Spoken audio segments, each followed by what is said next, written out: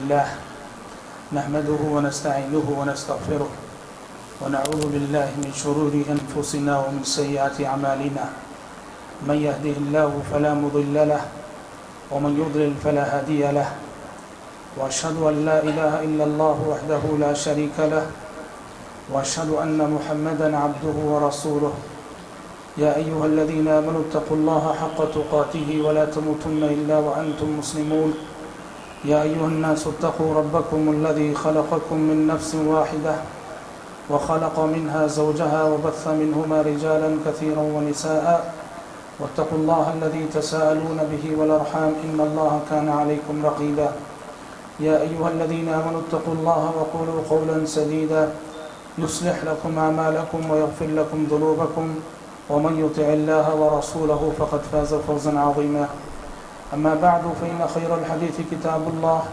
وخير الهدي هدي محمد صلى الله عليه وسلم وشر الأمور محدثاتها وكل محدثة بدعة وكل بدعة ضلالة وكل ضلالة في النار أعوذ بالله السميع العليم من الشيطان الرجيم من همزه ونفخه ونفسه حتى إذا جاء أحدهم الموت قال رب ارجعون لعلي أعمل صالحا فيما تركت كلا إنها كلمة هو قائلها ومن ورائهم برزخ إلى يوم يبعثون. معزز شرکاء اجلاس، پردہ نشین خواتین اسلام، پچھلے اتوار کو اسی مقام پر اور اسی مسجد میں موت کے عنوان پر ہم نے بہت ساری باتیں سنی تھیں. آج کا یہ اجلاس موت کے بعد کا جو مرحلہ ہے، جسے اشتہار اور اعلان میں عالم برزخ کا نام دیا گیا ہے، عالم برزخ کے حوالے سے آج کا اجلاس منعقد ہے. مجھے آج کی اس تقریر میں آپ کے سامنے یہ بتانا ہے کہ عالم برزخ کسے کہتے ہیں، عالم برزخ کے سلسلے میں قرآن اور حدیث میں کیا کیا تعلیمات آئی ہیں، اور عالم برزخ میں کیا ہوا کرتا ہے. بہت ساری باتیں انشاءاللہ تعالی آج کی اس تقریر میں آئیں گی. اللہ تبارک و تعالیٰ نے سورۃ المومنون کی اس آیت میں عالم برزخ کا تذکرہ لفظ برزخ کے ساتھ کیا، جو آیت کے میں نے آپ کے سامنے تلاوت کی. قرآن کہتا ہے حَتَّى إِذَا جَاءَ أَحَدَهُمُ الْمَوْتُ قَالَ رَبِّ ارْجِعُونِ، کہ جب کافر کے پاس موت آتی ہے تو کافر اللہ سے درخواست کرتا ہے، ریکویسٹ کرتا ہے، کہتا ہے کہ رب ارجعون، کہ اللہ تعالیٰ مجھے لوٹا دیجئے، دنیا میں دوبارہ لوٹا دیجئے، لعلی اعمل صالحا فیما ترکت، تاکہ میں نیک عمل کراؤں اور نیک بن جاؤں، مجھے ایک چانس دے دیجئے. قرآن کہتا ہے کلا انہا کلمۃ هو قائلها، ہرگز نہیں، وہ تو بس ایک بات ہے جو اپنی زبان سے بک رہا ہے. چانس دے دیا جائے تو دوبارہ پھر وہی بدعملیاں کرے گا جو کہ پچھلی زندگی میں کر رہا تھا. اس کے بعد قرآن نے کہا وَمِن وَرَائِهِمْ بَرْزَخٌ إِلَى يَوْمِ يُبْعَثُونَ، اور ان کے سامنے برزخ ہے اس دن تک کے لیے جس دن کے وہ قبروں سے اٹھائے جائیں گے. یہی ہمارا موضوع ہے برزخ. برزخ کسے کہتے ہیں عربی زبان میں؟ برزخ کہتے ہیں دو چیزوں کے درمیان جو رکاوٹ ہوتی ہے اسے برزخ کہتے ہیں. دو چیزوں کے درمیان جو حائل ہوتا ہے، حاجز ہوتا ہے، جو رکاوٹ ہوتی ہے اسے برزخ کہتے ہیں. اور شریعت کی اصطلاح میں برزخ کہتے ہیں دنیا اور آخرت کے درمیان جو عالم ہے اسے عالم برزخ کہتے ہیں. دوسرے الفاظ میں اگر ہم کہیں، انسان مرنے کے بعد سے لے کر اسرافیل علیہ السلام کے سور پھونکنے تک جس عالم میں رہتا ہے اسے عالم برزخ کہا جاتا ہے. موت کے بعد کی زندگی اور قیامت سے پہلے کی زندگی، اس کو برزخی زندگی کہا جاتا ہے. اور ہم آپ کو اس حوالے سے پہلی اور بنیادی اور سب سے اہم بات بتا دیں کہ برزخی زندگی یہ سراسر غیبی زندگی ہے. اور یہ بھی سن لینا کہ برزخی زندگی سبھی کو حاصل ہے، انبیاء کو بھی حاصل ہے، شہداء کو بھی حاصل ہے، مومنوں کو بھی حاصل ہے، حتیٰ کہ کافروں کو بھی حاصل ہے. برزخ جسے کہتے ہیں، برزخی زندگی سب کو حاصل ہے. دنیا کے اعتبار سے تو موت ہے، وہ انبیاء کو موت آ گئی، پیغمبروں کو موت آ گئی، اور صحابہ کو موت آ گئی، اولیاء کو موت آ گئی، اتقیاء کو موت آ گئی، صلحاء کو موت آ گئی، کفار، فساق، فجار سب کو موت آ گئی، دنیا کے اعتبار سے تو وہ میت ہیں، سب پہ میت کا اطلاق ہوگا، لیکن جس عالم میں وہ چلے گئے وہاں انہیں ایک زندگی حاصل ہے جسے برزخی زندگی کہا جاتا ہے۔ اور ہم آپ کو بتائیں کہ برزخی زندگی یہ سراسر غیبی زندگی ہے۔ عالم برزخ عالم غیب ہے، اور عالم غیب ہونے کا مطلب یہ ہے کہ اس کے سلسلے میں ہم اپنی عقل سے کچھ سوچ کر کچھ معلوم نہیں کر سکتے۔ برزخی زندگی کے سلسلے میں ہمیں بس وہی باتیں معلوم ہیں جو باتیں کتاب و سنت میں بتائی گئی ہیں۔ اور جب عالم برزخ عالم غیب ہے تو عقل کی بنیاد پر عالم برزخ کے سلسلے میں سوچنا بہت بڑی غلطی ہے۔ دوسرے الفاظ میں اگر ہم کہیں، شریعت عالم برزخ کے سلسلے میں انسان کی موت کے بعد کی زندگی کے سلسلے میں بہت ساری باتیں بتاتی ہے جو میری اور آپ کی عقل ہضم نہیں کرتی۔ چونکہ عقل ہضم نہیں کر رہی ہے، عقل میں سمجھ میں نہیں آ رہا ہے، اس لیے انکار کر دیں، بہت بڑی گمراہی ہے۔ ہم نے کہا غیب ہے، یہ عالم غیب ہے، عالم برزخ غیبی زندگی ہے، اور غیب اس چیز کا نام ہے جس کو ہم اپنی عقل سے پا نہیں سکتے، ہم اپنی عقل سے سمجھ نہیں سکتے۔ اہل ایمان کی سب سے پہلی صفت سورہ بقرہ میں اللہ نے ہی بتائی، الذین یؤمنون بالغیب، مومن وہ ہیں جو غیب پہ ایمان رکھتے ہیں۔ تو عالم برزخ جب عالم غیب ہے تو اس کے تمام معاملات کو اپنی عقل سے سمجھنا ناممکن ہے۔ اس کو سمجھانے کے لیے میں بتاؤں، پیارے نبی نے فرمایا ایک حدیث میں کہ میں نے دیکھا میرے بھائی موسیٰ کو کہ وہ اپنی قبر میں نماز پڑھ رہے تھے۔ صحیح حدیث ہے، نبی کریم صلی اللہ علیہ وسلم نے موسیٰ علیہ السلام کو دیکھا قبر میں نماز پڑھ رہے موسیٰ علیہ السلام۔ اب ہم اور آپ بیٹھ کے سوچیں وہ کہاں دیکھے، کیسے دیکھے، قبر میں اللہ کے نبی گئے تھے کیا، کیسے؟ یہ سب عالم برزخ سے تعلق رکھنے والی چیزیں ہیں۔ اس میں انسان کو بحث کرنے کی قطعاً اجازت نہیں، ایمان رکھنا ہے، جتنا اللہ نے بتایا، جتنا رسول اللہ نے بتایا اس پہ ایمان رکھنا ہے۔ آپ اسراء و معراج کا واقعہ سنتے ہیں، نبی کریم صلی اللہ علیہ وسلم نے مسجد اقصیٰ میں تمام پیغمبروں کی امامت کروائی، تمام پیغمبروں کی امامت کروائی۔ آپ عقل سے سوچیں گے تو کیا ہوگا؟ مسجد اقصیٰ کتنی ہے؟ اتنے اسکوائر فٹ ہے، ہاں اس کا ایک سائز ہے، اتنے اسکوائر فٹ ہے، اور انبیاء کی تعداد کتنی؟ 1,24,000۔ 1,24,000 پیغمبر اتنی چھوٹی جگہ کیسے سما گئے؟ بنیادی سوچ، ہماری سوچ ہی غلط۔ یہ عالم برزخ سے تعلق رکھنے والی بات ہے۔ انبیاء کی وہ زندگی برزخی زندگی ہے، وہ دنیا میں آئے چلے گئے، وفات پا چکے، سارے انبیاء انتقال کر چکے، وہ ان کی برزخی زندگی ہے جسے ہم اور آپ عقل کی روشنی میں سمجھنا چاہیں بالکل نہیں سمجھ سکتے ہیں۔ تو لہٰذا اس بات کو مان کر چلو کہ برزخی زندگی سراسر غیب ہے جس کو ہم اپنی عقل سے سوچ کر کچھ پا نہیں سکتے، بس ایمان رکھنا ہے۔ قرآن نے شہداء کے سلسلے میں کہا وَلَا تَقُولُوا لِمَنْ يُقْتَلُ فِي سَبِيلِ اللَّهِ أَمْوَاتٌ وَلَا تَقُولُوا لِمَنْ يُقْتَلُ فِي سَبِيلِ اللَّهِ أَمْوَاتٌ، جو لوگ اللہ کے راستے میں مارے جاتے ہیں، شہید ہو جاتے ہیں، انہیں میت نہ کہو، بل احیاء، وہ زندہ ہیں۔ لوگ سمجھتے ہیں قرآن نے کہا وہ زندہ ہیں، ایسے ہی زندہ ہیں جیسے ہم دنیا میں زندہ ہیں، یہ غلطی۔ وہ زندگی برزخی زندگی ہے۔ شہید تو انتقال کر چکا، وفات پا چکا، تبھی تو اس کا سارا مال رشتہ داروں میں مال وراثت تقسیم ہو گیا میت مان کر۔ قرآن جس زندگی کی بات کر رہی ہے برزخی زندگی ہے جو کہ سراسر غیب ہے، جسے ہم اپنی عقل سے پا نہیں سکتے، اور عقل کی روشنی میں ہم اس مسئلے کو حل کرنا چاہیں حل نہیں کر سکتے۔ حضرات، برزخی زندگی یا تو عذاب کے ساتھ جاری ہے یا تو نعمتوں کے ساتھ جاری ہے، تمام ہی انسانوں کے حق میں۔ برزخ میں جو زندگی ہے وہ خالص صرف ایسی ہی زندگی نہیں، وہ زندگی عذاب والی زندگی ہے یا نعمتوں والی زندگی ہے۔ مومن ہے تو برزخ کی اس کی زندگی نعمتوں کے ساتھ گزر رہی ہے، کافر ہے تو برزخ کی اس کی زندگی عذاب کے ساتھ گزر رہی ہے۔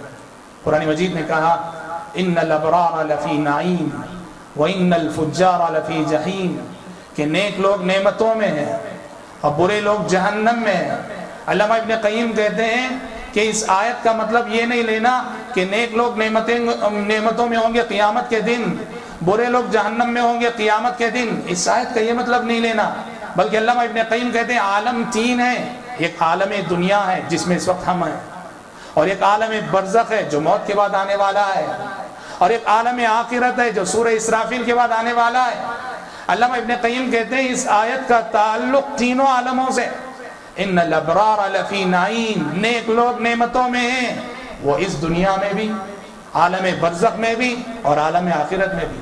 وَإِنَّ الْفُجَّارَ لَفِي جَحِيمٍ، فاسق و فاجر لوگ جہنم میں ہیں، وہ اس عالم میں بھی، آنے والے عالم برزخ میں بھی اور عالم آخرت میں بھی۔ کیا مطلب؟ اس دنیا میں کا مطلب کیا ہے؟ اس دنیا میں نیک لوگ نعمت میں کیسے ہیں؟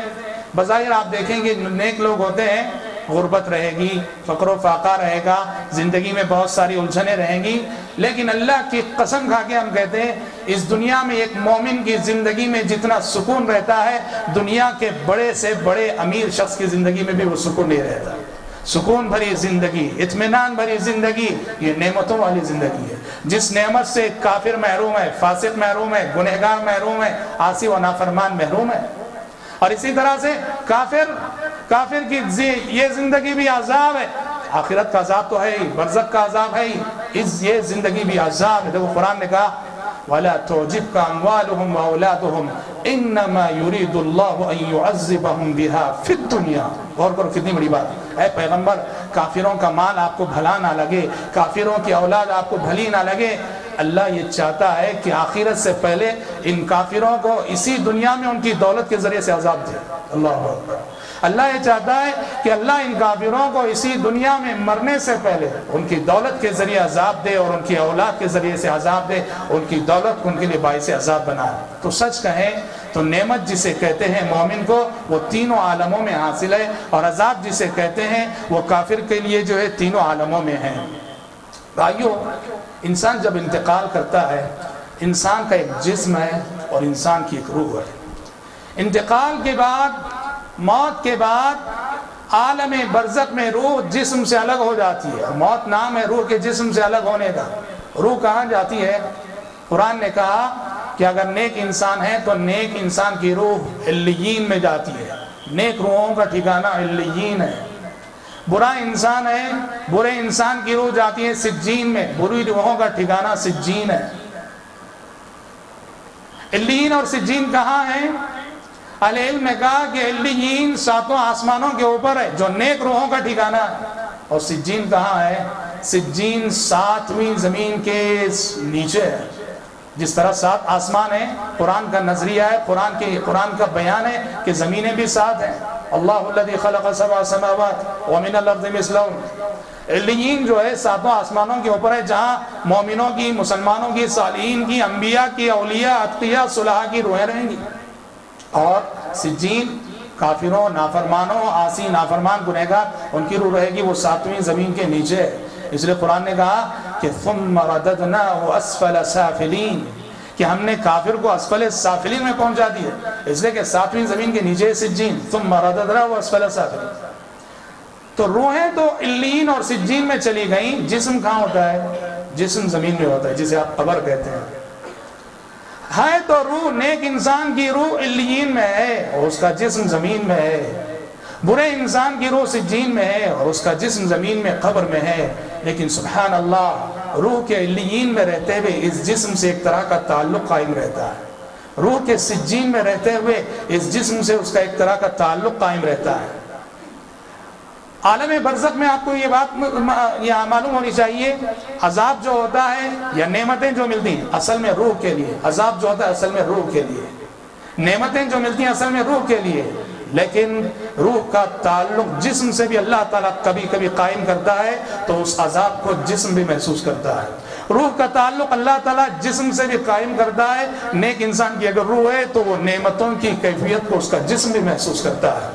اس بات کی وضاحت بہت سارے اہل علم، شیخ الاسلام ابن تیمیہ وغیرہ نے کی ہے کہ عالم برزخ میں عذاب ہو کے نعمت اصل میں روح کے لیے ہے، جسم جو ہے اس کے تابع ہے، جسم جو ہے اس کے ضمن میں آتا ہے۔ تو کہنا یہ ہے جسم کا ٹھکانہ اور روح کا ٹھکانہ اور، مگر دونوں کے درمیان ایک طرح کا کنیکشن اور ایک طرح کا تعلق باقی رہتا ہے۔ جیسے ہم نے کہا عقل سے جس کو سمجھنا چاہیں تو بظاہر ناممکن ہے۔ آپ کہیں گے ہم دیکھتے ہیں کہ انسان قبر میں سویا ہوا ہے، لاش لیٹی ہوئی ہے، سمجھ رہے ہیں، اور اگر ہم قبر کھود کے بھی دیکھ لیں تو بس وہ پڑا ہوا ہے، جیسے دفن کیا گیا ویسے پڑا ہوا ہے۔ وہ حدیثوں میں جو آتا ہے کہ اس کو مارا جاتا ہے، 70 گز اندر جاتا ہے، پھر اس کو نکالا جاتا ہے، پھر مارا جاتا ہے، 70 گز اندر جاتا ہے۔ کیا ہمارے سامنے تو کچھ بھی نہیں ہو رہا ہے؟ تو دیکھو یہ بنیادی غلطی، ہم نے کہا ہم عقل پہ آ گئے، سمجھ رہے ہیں کہ نہیں؟ عقل پہ جانچنا نہیں ان چیزوں کو۔ ویسے اہل علم نے ایک تمثیل کے ذریعے اس کو سمجھانے کی کوشش بھی کی ہے کہ آپ کہتے ہیں ہم دیکھو یہ منکرین حدیث عذاب قبر کو نہیں مانتے، ان کی شبہات میں سے ہی آپ لوگ کہتے ہیں عالم برزخ میں عذاب ہوتا ہے، کیسے ہوتا ہے عذاب؟ سمجھ رہے ہیں؟ ہم دیکھتے ہیں ہمارے سامنے سویا ہوا ہے، کچھ نہیں ہو رہا اس کو، فرعون کی لاش جو ہے مصر کے میوزیم میں رکھی ہوئی ہے، کچھ نہیں ہو رہا اس کو، کیسے عذاب ہوتا ہے؟ عذاب اللہ کی قسم ہو رہا ہے، سمجھ رہے ہیں؟ یہ اور بات ہے کہ ہم اور آپ نہیں جان سکتے، ان آنکھوں سے نہیں دیکھ سکتے۔ اہل علم نے اس کو سمجھانے کے لیے مثال دی کہ ایک چھوٹی سی مثال کے ذریعے آپ سمجھ سکتے ہیں۔ زید ہے، زید سویا ہوا ہے، اس کے بازو بکر بیٹھا ہوا ہے، بکر جاگا ہے، بیٹھا ہے، زید سویا ہے، اور یہ سویا ہوا زید خواب دیکھ رہا ہے۔ کیا خواب دیکھ رہا ہے؟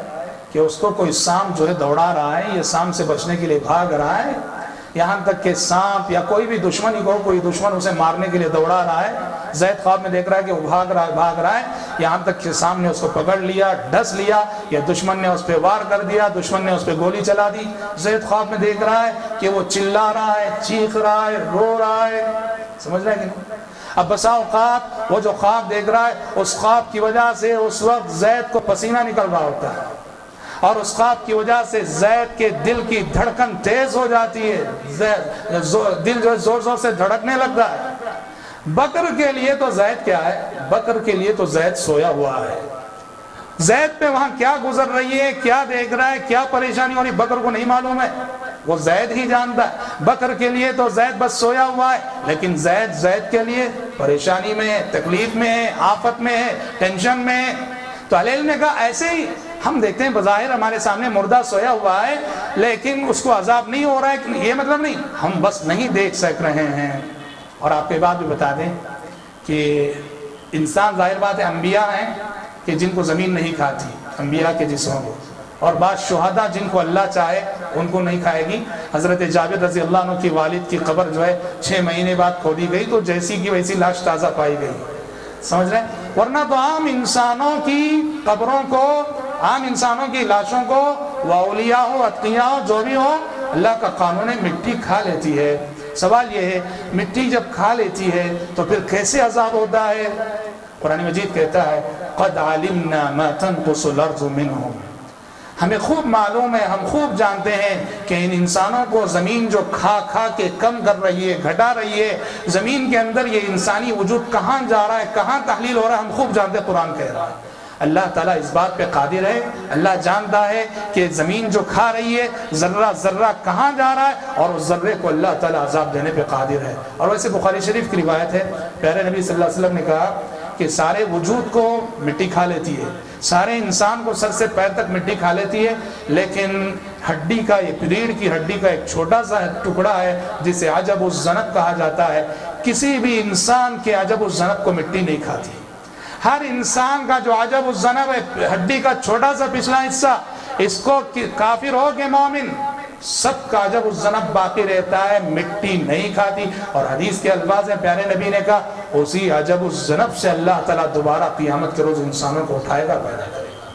جی ہاں، تو یہ جو عجب الذنب ہے، رب العالمین گرچہ انسانی وجود زمین کے اندر تحلیل ہو گیا ہے، انسان ہے نہیں، لیکن وہ عجب الذنب تو باقی ہے، اور رب العالمین اس بات پر قادر ہے کہ اس عجب الذنب کو ایسی تکلیف پہنچائے جو تکلیف کے پورے انسانی وجود کو پہنچتی ہے۔ تو محترم بھائیوں، برزخی زندگی میں عذاب بھی برحق ہے اور نعمتیں بھی برحق ہیں۔ اہل ایمان نعمتوں میں ہوتے ہیں برزخ میں، کافر اور فاجر جو ہے عذاب میں ہوتے ہیں برزخ میں۔ بھلے سے ہم اس کو سمجھ نہیں سکتے اپنی عقل کی روشنی میں، لیکن پیارے نبی نے فرمایا حدیثوں میں کہ جانور، اللہ تبارک و تعالیٰ نے برزخ کے عذاب کو انسانوں سے چھپایا ہے، جنات سے چھپایا ہے، اس لیے کہ مکلف یہ مخلوق ہے اور غیب پہ ایمان لانا۔ لیکن جو جانور ہیں، بہائم ہیں، چوپائے ہیں، اللہ تبارک و تعالیٰ نے ان مخلوقات سے نہیں چھپایا۔ یہ مخلوقات باقاعدہ عذاب کو سنتے ہیں، آوازوں کو سنتے ہیں، چلانے کی آواز کو، پکارنے کی آواز کو سنتی ہیں سب مخلوقات۔ اور یہ ضروری نہیں کہ وہ جو سنتے ہیں تو اس کا ریاکشن ان میں نظر آئے، ضروری نہیں، ریاکشن نظر نہیں آتا ہمیں۔ ہاں یہ اور بات ہے، اللہ اگر چاہے تو کبھی کبھی ان جانوروں میں آپ کو ریاکشن بھی دیکھ سکتے ہیں۔ چنانچہ مشہور روایت ہے نبی کریم صلی اللہ علیہ وسلم ایک مرتبہ خچر پر بیٹھ کر جا رہے تھے، خچر پر بیٹھ کر جا رہے تھے، آپ کے ساتھ صحابہ بھی تھے۔ اچانک آپ صلی اللہ علیہ وسلم کا خچر لڑ کھڑا، خچر گھوڑے اور گدھے کے درمیان کی ایک مخلوق، آپ صلی اللہ علیہ وسلم کا خچر لڑ کھڑایا اور لڑ کھڑا کر گر گیا، اور قریب تھا کہ نبی کریم صلی اللہ علیہ وسلم کو گرا دیتا۔ آپ صلی اللہ علیہ وسلم نے دیکھا ماجرا کیا ہے، کیوں لڑ کھڑایا؟ تو دیکھا گیا کہ وہاں جو ہے 5-6 قبریں ہیں۔ آپ صلی اللہ علیہ وسلم نے کہا کہ کون جانتا ہے ان قبر والوں کو؟ ایک صحابی نے کہا میں جانتا ہوں۔ آپ نے کہا کہ متى ماتوا، کب انتقال ہوا ان لوگوں کا؟ آپ نے کہا، صحابی نے کہا ماتوا فی الشرک، کہا کہ زمانے جاہلیت میں انتقال کیے ہیں۔ تب آپ صلی اللہ علیہ وسلم نے فرمایا کہ یہ جو عذاب ہو رہا ہے ان کی قبروں میں، عذاب کی آواز کو سن کر میرا خچر لڑکھڑا ہے۔ اور تاریخ میں بہت سارے واقعات ہیں۔ علامہ ابن قیم رحمۃ اللہ علیہ نے محدث عبدالحق الاشبیلی کے حوالے سے ذکر کیا ہے کہ محدث عبدالحق الاشبیلی اپنے استاد ابو الحکم برخان، ان کے استاد کا نام ہے ابو الحکم برخان، وہ کہتے ہیں عبدالحق الاشبیلی کہ میں اپنے استاد ابو الحکم برخان کے حلقہ درس میں تھا، حدیث پڑھا رہے تھے وہ، جب عذاب قبر کا تذکرہ آیا تو ہمارے استاد محترم نے ایک بات بتائی، ایک واقعہ سنا۔ کہا کیا واقعہ؟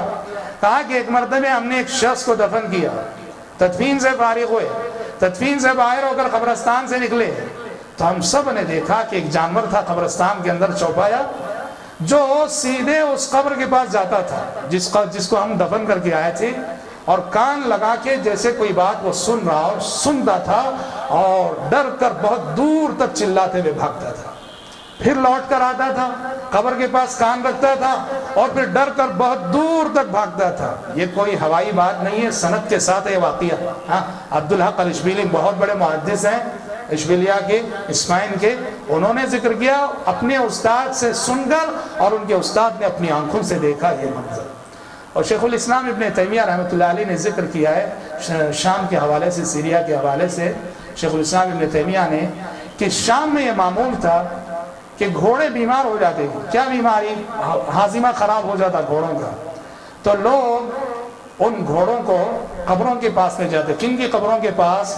یہ نصیریہ فرقہ ہے، نصیری فرقہ، شیعہ کا بدترین فرقہ، سمجھ رہے ہیں، اور مسلمانوں کا اہل السنہ والجماعہ کا سخت ترین دشمن، اور سچ کہیں تو وہ ان کو مسلمان کہنا بھی نہیں چاہیے، وہ تو بدترین قسم کے کافر ہیں۔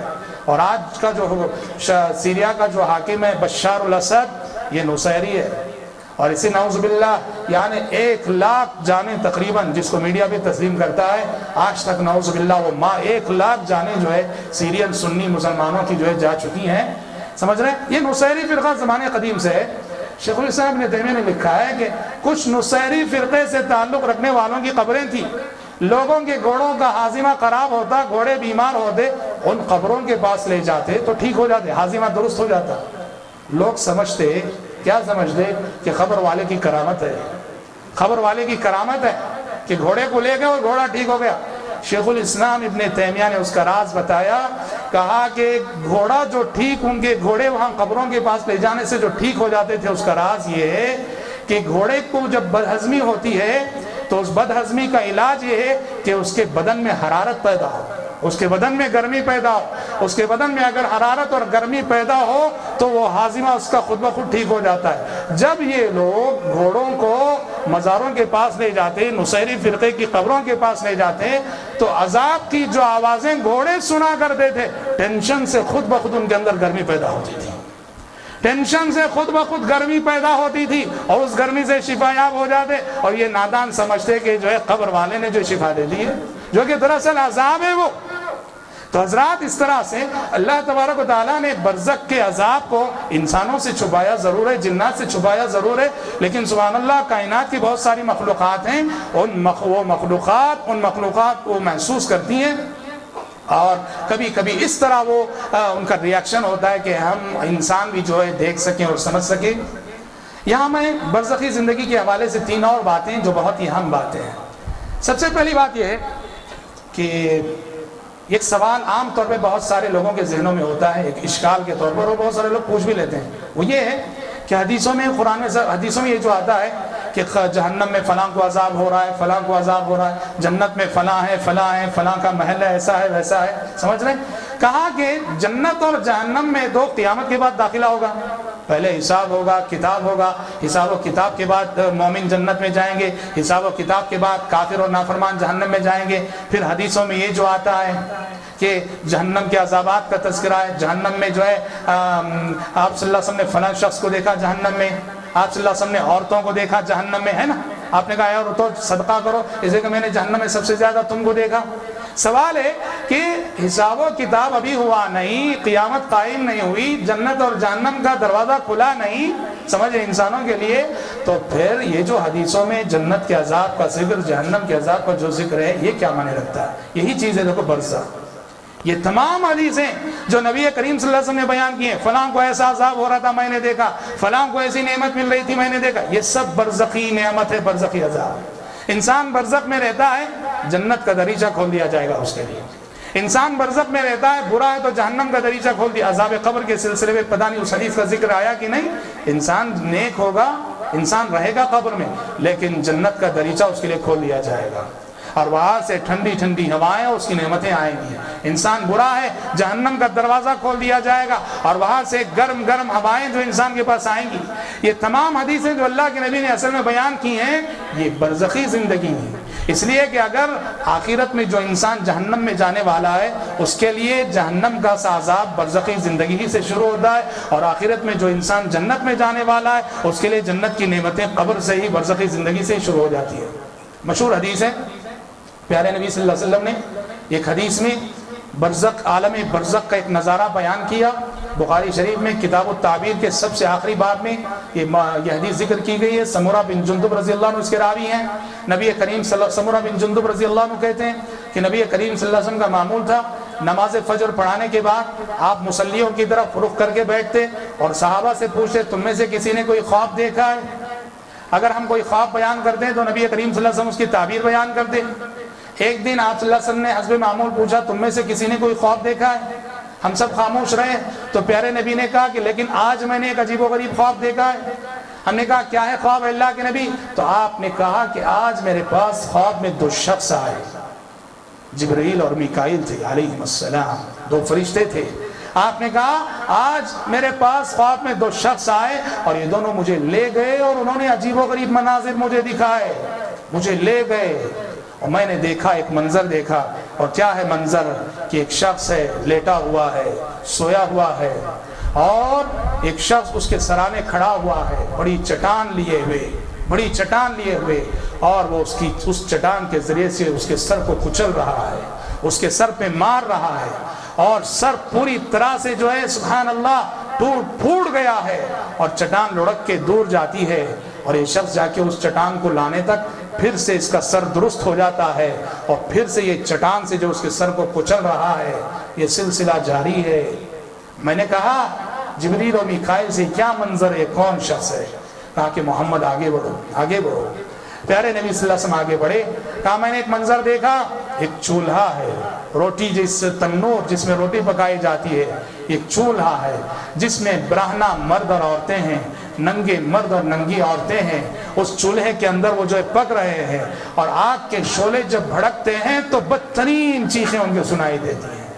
میں نے جبریل اور میکائیل سے کہا کہ یہ کیا ہے، یہ کون لوگ ہیں برہنہ مرد اور عورتیں؟ مجھ سے کہا گیا کہ تھوڑا اور آگے بڑھیے۔ میں اور آگے بڑھا تو دیکھا کہ ایک تالاب ہے، خون کا تالاب ہے، ایک شخص اس تالاب میں ڈوب رہا ہے، تیر رہا ہے، تکلیف میں ہے، اور پوری کوشش کر رہا ہے کہ کسی طرح سے وہ اس تالاب سے نکل جائے، خون اور پیپ کے تالاب سے۔ بڑی محنت سے، بڑی کوشش کر کے وہ جو ہے تالاب کے درمیان سے کنارے آتا ہے باہر ہونے کے لیے، لیکن اس تالاب کے کنارے ایک اور شخص کھڑا ہوا ہے جس کے ہاتھ میں پتھر ہیں۔ یہ تیرنے والا شخص جیسے ہی تیرتے کنارے پہنچتا ہے، یہ کنارے کھڑا ہوا شخص زور سے پتھر دے مارتا ہے، اور وہ پتھر اس کے منہ میں جاتا ہے تو پھر سے وہ اس تالاب کے درمیان میں چلا جاتا ہے، اور پھر سے محنت کر کے کوشش کر کے آتا ہے، پھر یہ پتھر مارتا ہے، پھر درمیان میں چلا جاتا ہے۔ پہلے نبی نے کہا، میں نے پوچھا جبریل اور میکائیل سے یہ کیا چیز ہے؟ کہا گیا اور آگے بڑھو۔ میں آگے بڑھا، میں نے دیکھا خوشنما باغیچہ ہے، بہت خوبرو باغیچہ ہے، اور اس خوبرو باغیچے میں ایک وجیح شخصیت کھڑی ہوئی ہے، حسین و جمیل اور خوبرو شخصیت کھڑی ہوئی ہے، اور اس شخصیت کے اطراف ننھے منھے چھوٹے معصوم سے بچے موتیوں جیسے ہیں۔ میں نے جبریل اور میکائیل سے پوچھا کہ یہ کیا دیکھ رہا ہوں میں؟ تو کچھ مناظر اس طرح کے دکھانے کے بعد جبریل و میکائیل علیہ السلام نے مجھے بتایا، پیارے نبی فرماتے ہیں، کہا کہ رہا وہ شخص جس کو آپ نے دیکھا کہ وہ لیٹا ہوا ہے اور اس کا سر کچلا جا رہا ہے بڑی چٹان کے ذریعے سے، یہ وہ شخص ہے جسے قرآن معلوم تھا، قرآن یاد تھا، مگر نہ اس نے دن میں قرآن پر عمل کیا، نہ راتوں میں اٹھ کر قرآن کی تلاوت کی، نہ قرآن کی تلاوت ہی کیا، نہ قرآن پہ عمل ہی کیا۔ اور ایک روایت میں یہ وہ شخص ہے جو فرض نمازیں چھوڑ کے سویا کرتا تھا، اس کا سر کچلا جائے گا چٹان کے ذریعے سے۔ ذرا تصور کر لو، نعوذ باللہ نعوذ باللہ، بڑی چٹان ہو اور سر پہ ڈالی جائے، کیا حال ہوگا؟ کہا کہ یہ وہ شخص ہے جو قرآن مجید سیکھنے کے بعد اس کے حق کو ادا نہیں کرتا تھا اور فرض نمازیں چھوڑ کر سویا کرتا تھا۔ اور کہا کہ تنور میں جو آپ نے برہنہ مرد دیکھے، برہنہ عورتیں دیکھی، اور جو آگ کے شعلے اور انگارے دیکھے، ان کی چیخ و پکار آپ نے سنی، یہ وہ لوگ ہیں جو دنیا میں زنا کیا کرتے ہیں، دنیا کے زانی ہیں، دنیا کے زانی مرد ہیں، دنیا کی زانی عورتیں ہیں، یہ جو اپنے جسم کی نمائش کرتی ہوئی جو ہے راستوں گلیوں میں گھوما کرتی تھی، یہ زانی اور زنات ہیں یہ۔ اور پھر کہا وہ تیسرا شخص جس کو آپ نے دیکھا کہ وہ خون کے تالاب میں ڈوب رہا ہے، تیر رہا ہے، پیپ میں جو ہے لت پت ہے، کہا یہ سود خور ہے، یہ سود خور ہے۔ دیکھو اللہ کے پاس قانون ہے، الجزاء من جنس العمل، عمل جیسا بدلہ بھی ویسا۔ سود خور کیا کرتا ہے؟ ہاں، مارواڑی جو ہے، کسی بھی محلے میں ایک مارواڑی رہتا ہے، اس محلے کے پورے غریبوں کا خون پسینہ چوستا ہے، پورے محلے کے غریبوں کا خون پسینہ چوستا ہے۔ اسی لیے کل سزا بھی سود خور کو وہی دی جائے گی، خون کے تالاب میں، پیپ کے تالاب میں اس کو ڈبویا جائے گا، جس کی کراہت، جس کی بدبو اس کے لیے عذاب بنی ہوئی ہوگی، اور وہ اس سے نکلنے کی کوشش کر رہا ہوگا پر نکل نہ پائے گا، اور ایک فرشتہ کنارے کھڑا رہے گا جو پتھروں سے مار مار کے اس کو جو ہے ڈھکیلے گا۔ پھر کہا گیا کہ جو منظر آپ نے باغیچے کا دیکھا یہ جنت کا منظر تھا۔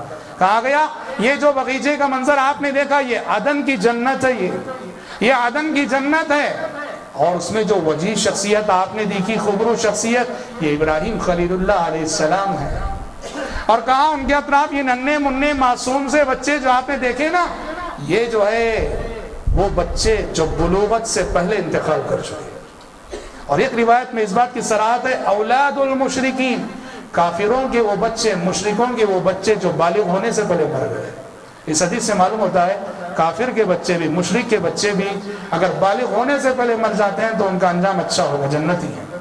البتہ ایک حدیث میں اللہ کے نبی نے اس مسئلے میں زیادہ بحث کرنے سے منع کیا ہے۔ آپ صلی اللہ علیہ وسلم نے کہا میری امت اس وقت تک خیر اور بھلائی پر رہے گی جب تک وہ اولاد المشرکین، مشرکین کے بچوں کے سلسلے میں بحث نہ کرے۔ تو لہٰذا ہم زیادہ اس سلسلے میں ڈیپ میں نہیں جائیں گے، گہرائی میں نہیں جائیں گے، تاہم بخاری کی اس حدیث میں صراحت ہے کہ آپ نے کہا کہ ابراہیم علیہ السلام کے اطراف جو ننھے معصوم سے موتیوں جیسے بچے آپ نے دیکھے، یہ مشرکین کے بچے ہیں جو بلوغت سے پہلے انتقال کر چکے۔ شریعت کے احکامات انسان پہ جو لاگو ہوتے ہیں، انسان جو مخاطب ہوتا ہے بلوغت کے بعد، تو ظاہر بات ہے جب کافروں کے سلسلے میں ایسا ہے تو مسلمانوں کے بچے بدرجہ والا جنتی ہے، بلوغت سے پہلے انتقال کرنے والے۔ تو دیکھو یہ حدیث ہے جس میں اللہ کے نبی صلی اللہ علیہ وسلم کو خواب میں، اور نبی کا خواب سچا ہوتا ہے، خواب میں کچھ مناظر دکھائے گئے۔ یہ سب کون سے مناظر ہیں؟ یہ عالم برزخ کے مناظر ہیں، یہ عالم برزخ کے مناظر ہیں۔ تو ایسی سب حدیثیں جس میں عذاب کا یا جنت کی نعمتوں کا ذکر ہے، یہ سب نعمتیں برزخی زندگی میں جاری ہیں، اور یہ سب عذابات کا سلسلہ برزخی زندگی میں جاری ہے۔ لہٰذا وہ اشکال نہیں آنا چاہیے آپ کے ذہنوں میں کہ ابھی سور نہیں پھونکا گیا، قیامت نہیں قائم ہوئی، حساب نہیں ہوا، کتاب نہیں ہوا، تو پھر جنت اور جہنم میں انسان کیسے چلے گئے۔ اسی طرح ایک اور مسئلہ ہے برزخی زندگی کے حوالے سے، مسئلہ یہ کہ کیا برزخی جو زندگی ہے، برزخی زندگی میں وفات شدہ لوگ آپس میں ایک دوسرے سے ملتے ہیں؟ مثال کے طور پر شوہر کا انتقال ہو گیا، شوہر کے انتقال کی ایک مدت بعد بیوی کا انتقال ہوا، کیا شریعت میں ایسے کوئی اشارے ملتے ہیں جو یہ بتاتے ہوں کہ عالم برزخ میں میاں بیوی کی ملاقات ہو سکتی ہے، دوست اور دوست کی ملاقات ہو سکتی ہے، مومن اور مومن کی ملاقات ہو سکتی ہے؟ عالم قیامت کے دن تو ہوگی، قیامت سے پہلے کی بات، مرنے کے فوری بات، کہ عالم برزخ میں وفات شدہ لوگ آپس میں ملتے ہیں؟ علامہ ابن قیم رحمۃ اللہ علیہ نے کہا کہ ہاں ملتے ہیں۔ اور شریعت کے بعض نصوص ہیں جن نصوص میں آپ صلی اللہ علیہ وسلم نے اس طرح کے کچھ اشارے دیے ہیں جن سے پتہ چلتا ہے کہ عالم برزخ میں واقعتاً اہل ایمان ملتے ہیں۔ کیسے؟ مشہور حدیث ہے کہ آپ صلی اللہ علیہ وسلم نے زندگی کے آخری ایام میں ایک مرتبہ ساری امہات المومنین بیٹھی ہوئی تھی، ساری امہات المومنین، اور حضرت فاطمہ بھی تھی۔ نبی کریم صلی اللہ علیہ وسلم نے حضرت فاطمہ کے کان میں آہستہ سے کچھ کہا، رونے لگی، بہت رونے لگی۔ جب ان کو روتے دیکھا تو پھر قریب کیا، پھر قریب کر کے آہستہ سے کچھ کہا تو بہت خوش ہو گئے، رونا بند کر دیا۔ ماں عائشہ صدیقہ رضی اللہ عنہا نے مجلس ختم ہونے کے بعد کہا کہ فاطمہ بتاؤ کیا بتایا تھا پیارے نبی نے؟ پہلے تمہارے کان میں کچھ کہا رونے لگی اور پھر کچھ کہا تو خوش ہو گئی، کیا بات تھی؟ حضرت فاطمہ نے کہا لم اکن لافشی سر رسول اللہ صلی اللہ علیہ وسلم، کہا یہ اللہ کے نبی کا راز ہے، میں نہیں بتاؤں۔ نبی کریم صلی اللہ علیہ وسلم کا انتقال ہو گیا، آپ کی وفات ہو گئی۔ آپ کی وفات کے بعد حضرت عائشہ نے پھر پوچھا، کہا کہ فاطمہ اب تو بتاؤ۔ دیکھو حضرت عائشہ سمجھ گئی کیا میٹر تھا وہ، کہا کہ اب تو بتاؤ۔ حضرت فاطمہ نے کہا ہاں اب بتا سکتے۔ کہا پہلی مرتبہ جب میں روئی تھی تو ابا جان نے یہ کہا تھا کہ بیٹی فاطمہ دنیا سے میرے جانے کا وقت قریب آ چکا، بہت جلد جانے والا ہوں۔ میں سن کے رونے لگی۔ نبی کریم صلی اللہ علیہ وسلم کو آسمان سے آنے والی غیب نے بتا دیا تھا، نبی کو اشارے دے دیے تھے، نبی غیب نہیں جانتے، آسمان سے آنے والی وحی نے بتا دیا تھا، اس لیے آپ نے حضرت فاطمہ کو بتایا۔ کہا میں نے جب سنا تو رونے لگی کہ ابا جان آپ ہمیں چھوڑ کے جا رہے، تو اللہ ابا جان نے مجھے قریب کیا، قریب کر کے کہا بیٹا رونا مت، اس لیے کہ میری وفات کے بعد میرے گھر والوں میں، میرے رشتہ داروں میں مجھ سے سب سے پہلے آ کر ملنے والی تم۔ یہ جب میں نے سنا تو خوش ہو گئی۔ اللہ اکبر۔ آپ دیکھو پیارے نبی کی وفات کے صرف اور صرف 6 مہینے بعد حضرت فاطمہ بھی انتقال کر گئی، 6 مہینے بعد۔ اب یہاں غور کرو پیارے نبی نے کیا کہا، کہا کہ میری وفات کے بعد مجھ سے سب سے پہلے آ کر ملنے والی تم ہو۔ اس سے معلوم ہوتا ہے کہ عالم برزخ میں یعنی اللہ تعالیٰ اہل ایمان کو ملاتا ہے۔ بخاری ہی کی ایک اور حدیث ہے، اور یہ حدیث صرف امہات المومنین کے بارے میں، کہ آپ صلی اللہ علیہ وسلم نے ایک مرتبہ ساری امہات المومنین، آپ کی ازواج مطہرات اور بیویاں بیٹھی تھیں، آپ نے کہا کہ اسرعکن لحوقا بی اطولکن یدا، آپ نے کہا کہ تم سب میں میری جو بیویاں ہیں، میری بیویوں میں مجھ سے سب سے پہلے آ کر ملنے والی میری وہ بیوی ہے جس کا ہاتھ سب سے زیادہ لمبا ہے۔ یہ بات آپ نے بیان فرمائی۔ اس حدیث کے بعد امہات المومنین ہاتھ ناپا کرتی تھی کس کا ہاتھ لمبا ہے، تو دیکھا گیا حضرت سودا کا ہاتھ لمبا ہے، لیکن انتقال ہوا تو حضرت زینب کا ہوا۔ نبی کی وفات کے بعد سب سے پہلے انتقال حضرت زینب کا ہوا، تب امہات المومنین کو سمجھ میں آیا کہ لمبے ہاتھ سے مراد کیا؟ لمبے ہاتھ سے مراد بہت زیادہ خرچ کرنے والی، یعنی آپ کے کہنے کا مطلب یہ تھا کہ میرے انتقال کے بعد وہ میری بیوی سب سے پہلے مجھ سے آ کر ملے گی جو سب سے زیادہ خرچ کرنے والی ہے، اور حضرت زینب امہات المومنین میں سب سے زیادہ خرچ کرنے والی تھی، اور وہ ان کا انتقال نبی کے بعد امہات المومنین میں سب سے پہلے ان کا انتقال ہو۔ غور کرو آپ نے کیا فرمایا، تم سب میں مجھ سے سب سے پہلے آ کر ملنے والی۔ اس سے معلوم ہوتا ہے کہ عالم برزخ میں اللہ ملاتا ہے۔ ہمارے والدین، ہمارے کتنے رشتہ دار جا چکے، جب ہم جائیں گے رب العالمین ضرور ملائے گا، سبحان اللہ۔ اور حضرت بلال حبشی رضی اللہ عنہ کے بارے میں آتا ہے، موت کا وقت آیا، وفات کا وقت آیا، بلال بہت خوش ہیں، بہت خوش ہیں۔ پوچھا گیا بلال یہ خوشی کیا معنی رکھتی موت کے وقت؟ بلال نے کہا غدن نلقى الاحبہ، کہا خوش اس لیے ہو رہا ہوں کہ پیارے نبی اور پیارے نبی کے صحابہ سے ملنے کے لیے جا رہا ہوں، غدن نلقى الاحبہ۔ تو اس سے معلوم ہوتا ہے محترم بھائیوں، عالم برزخ میں اللہ تبارک و تعالیٰ اہل ایمان کو ملاتا ہے۔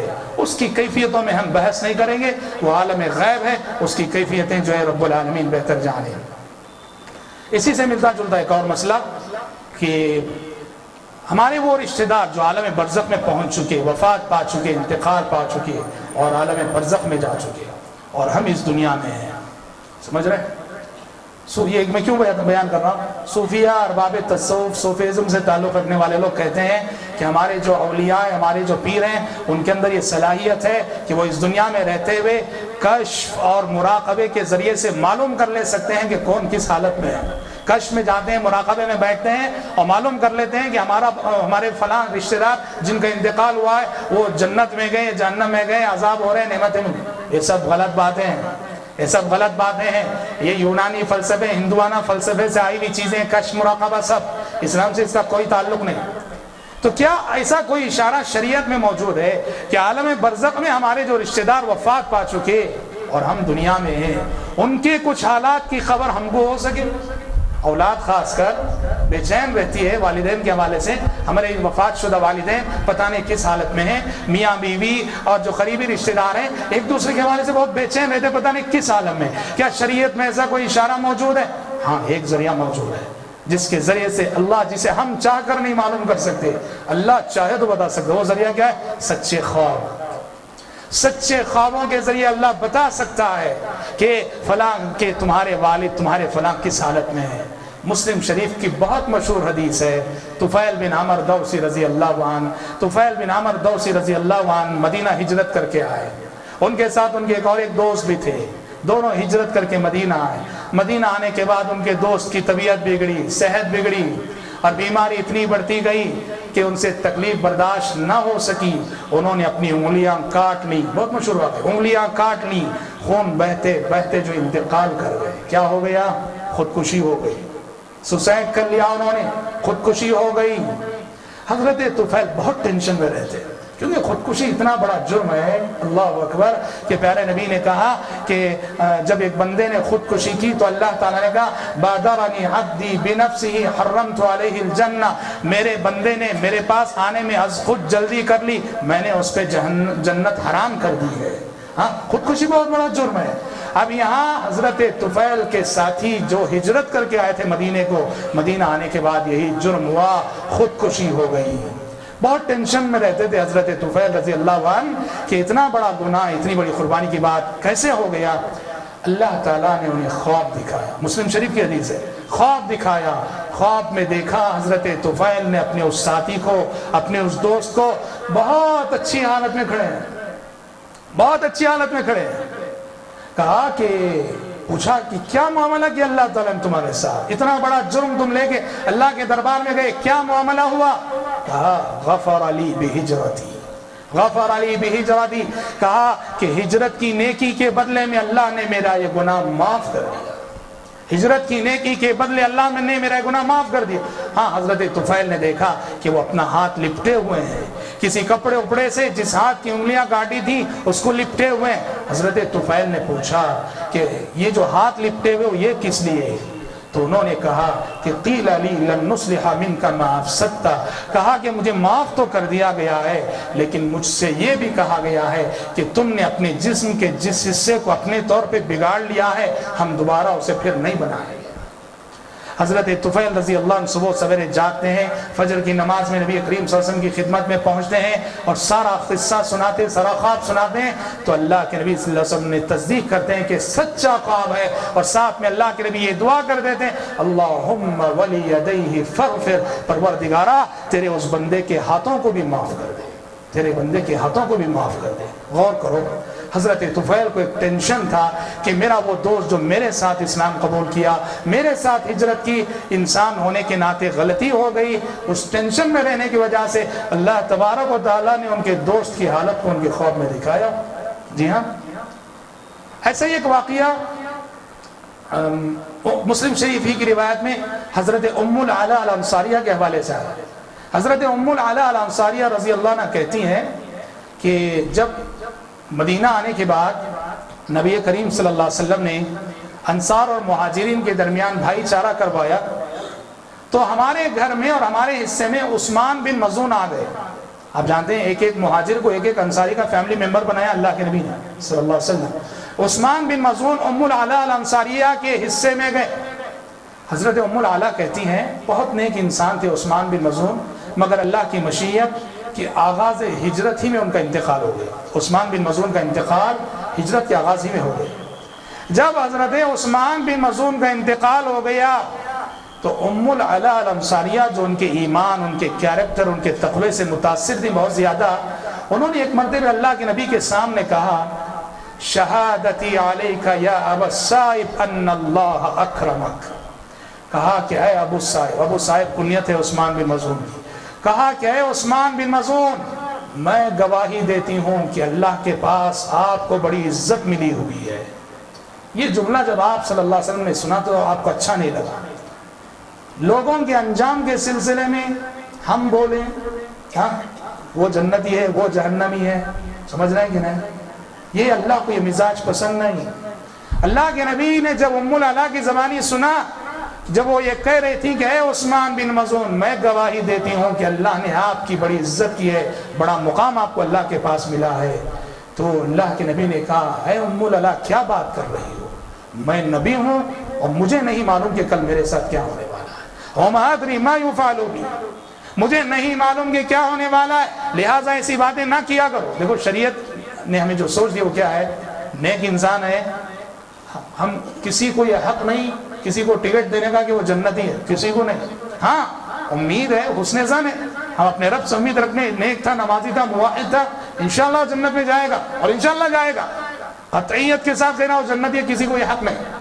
برا ہے اگر عاصی تھا، نافرمان تھا، گنہگار تھا، کسی کو یہ حق نہیں کہے کہ وہ جہنمی ہے، ہاں ڈر ہے کہ جہنم میں جائے گا، اس لیے کہ جہنم میں لے جانے والے بہت سارے گناہ، سمجھ رہے ہیں؟ تو آپ حسن ظن کر سکتے ہیں، سمجھ رہے ہیں؟ ڈر ایک شخص کے تعلق سے اپنے دل میں خوف رہ سکتے ہیں کہ وہ جہنم میں جائے گا، مگر قطعیت کے ساتھ ڈکلیئر کرنے کا کسی کو حق نہیں، یہ حق صرف وحی الہی کو ہے، انبیاء کو ہے، رسول کو ہے۔ اب یہاں ام العلا سے یہی ہو رہا تھا، وہ کہہ رہی تھی، انہوں نے ڈکلیئر کر دیا کہ وہ جنتی ہیں، تو اللہ کے نبی نے فوراً روکا۔ ام العلا کہتی ہیں رضی اللہ عنہ، جب اللہ کے نبی نے مجھے اس طرح کہنے سے روک دیا، ٹوک دیا، تو مجھے بہت ٹینشن لاحق ہو گیا حضرت عثمان بن مظعون کے انجام کے سلسلے، میں ڈر گئی کہ کہیں ان کا انجام برا تو نہیں ہو گیا۔ جب حضرت ام العلا کو ٹینشن آیا تو اللہ تعالیٰ نے ان کو خواب دکھایا۔ کیا دیکھا انہوں نے خواب میں؟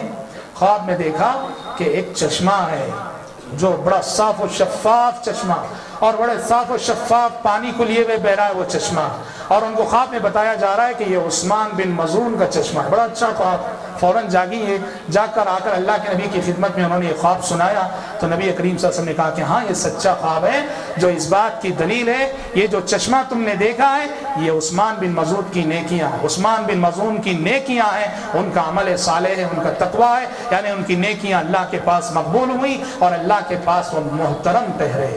تو دیکھو اس طرح اللہ تعالیٰ کبھی کبھی کسی کو خواب میں دکھا سکتا ہے، لیکن دیکھنے والا نیک ہونا چاہیے، نمازی ہونا چاہیے، موحد ہونا چاہیے، ورنہ خوابوں کے راستے سے شیطان بہت کھلواڑ بھی کرتا ہے، شیطان بہت کھلواڑ بھی کرتا ہے، بد عقیدہ، بے دین اور بے نمازی کو بھی یوں دکھائے گا خواب میں کہ جیسے بہت اچھا ہے۔ تو اس لیے مرنے والا بھی نیک ہے اور جو خواب دیکھنے والا وہ بھی نیک ہے، تو عموماً ایسے خواب جو ہے سچے ہوا کرتے ہیں۔ بہرحال یہ عالم برزخ کے حوالے سے، عالم برزخ کے عنوان سے یہ کچھ باتیں تھیں جو میں نے آپ کے سامنے جو ہے رکھی ہیں۔ پیارے نبی صلی اللہ علیہ وسلم نے برزخی عذاب سے نجات دلانے والا ایک چھوٹا سا عمل بتایا ہے جو کسی بھی شخص کو برزخ کے عذاب سے، قبر کے عذاب سے بچاتا ہے۔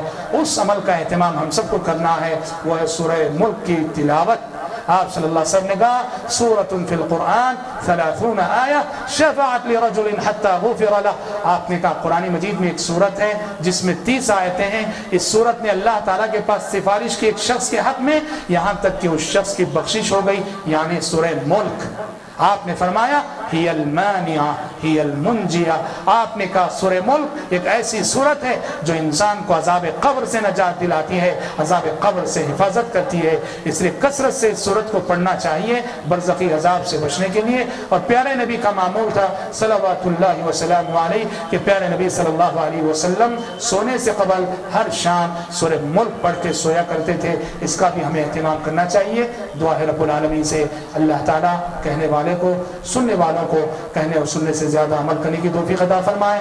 اللہ تعالیٰ ہماری تینوں زندگیاں، دنیاوی زندگی بھی، برزخی زندگی بھی اور اخروی زندگی بھی، تینوں زندگیوں میں اللہ تعالیٰ ہم پر اپنے فضل و کرم کی بارش فرمائے، رب العالمین ہمیں معاف فرمائے، اور رب العالمین ہمارے نیک جذبات سب کو جو قبول فرمائے۔ اللہ کرے آمین۔ وآخر دعوانا الحمدللہ رب العالمین۔ ورحمۃ اللہ وبرکاتہ۔ ان الحمد للہ نحمده ونستعینه ونستغفره ونعوذ باللہ من شرور انفسنا ومن سیئات اعمالنا، من يهده الله فلا مضل له ومن يضلل فلا هادي له، واشهد ان لا اله الا الله وحده لا شريك له، واشهد ان محمدا ورسوله فأعوذ بالله السميع العليم من الشيطان الرجيم من همزه ونفخه ونفثه يا أيها الذين آمنوا اتقوا الله حق تقاته ولا تموتن إلا وأنتم مسلمون يا أيها الناس اتقوا ربكم الذي خلقكم من نفس واحدة وخلق منها زوجها وبث منهما رجالا كثيرا ونساء واتقوا الله الذي تساءلون به والأرحام إن الله كان عليكم رقيبا يا أيها الذين آمنوا اتقوا الله وقولوا قولا سديدا يصلح لكم أعمالكم ويغفر لكم ذنوبكم ومن يطع الله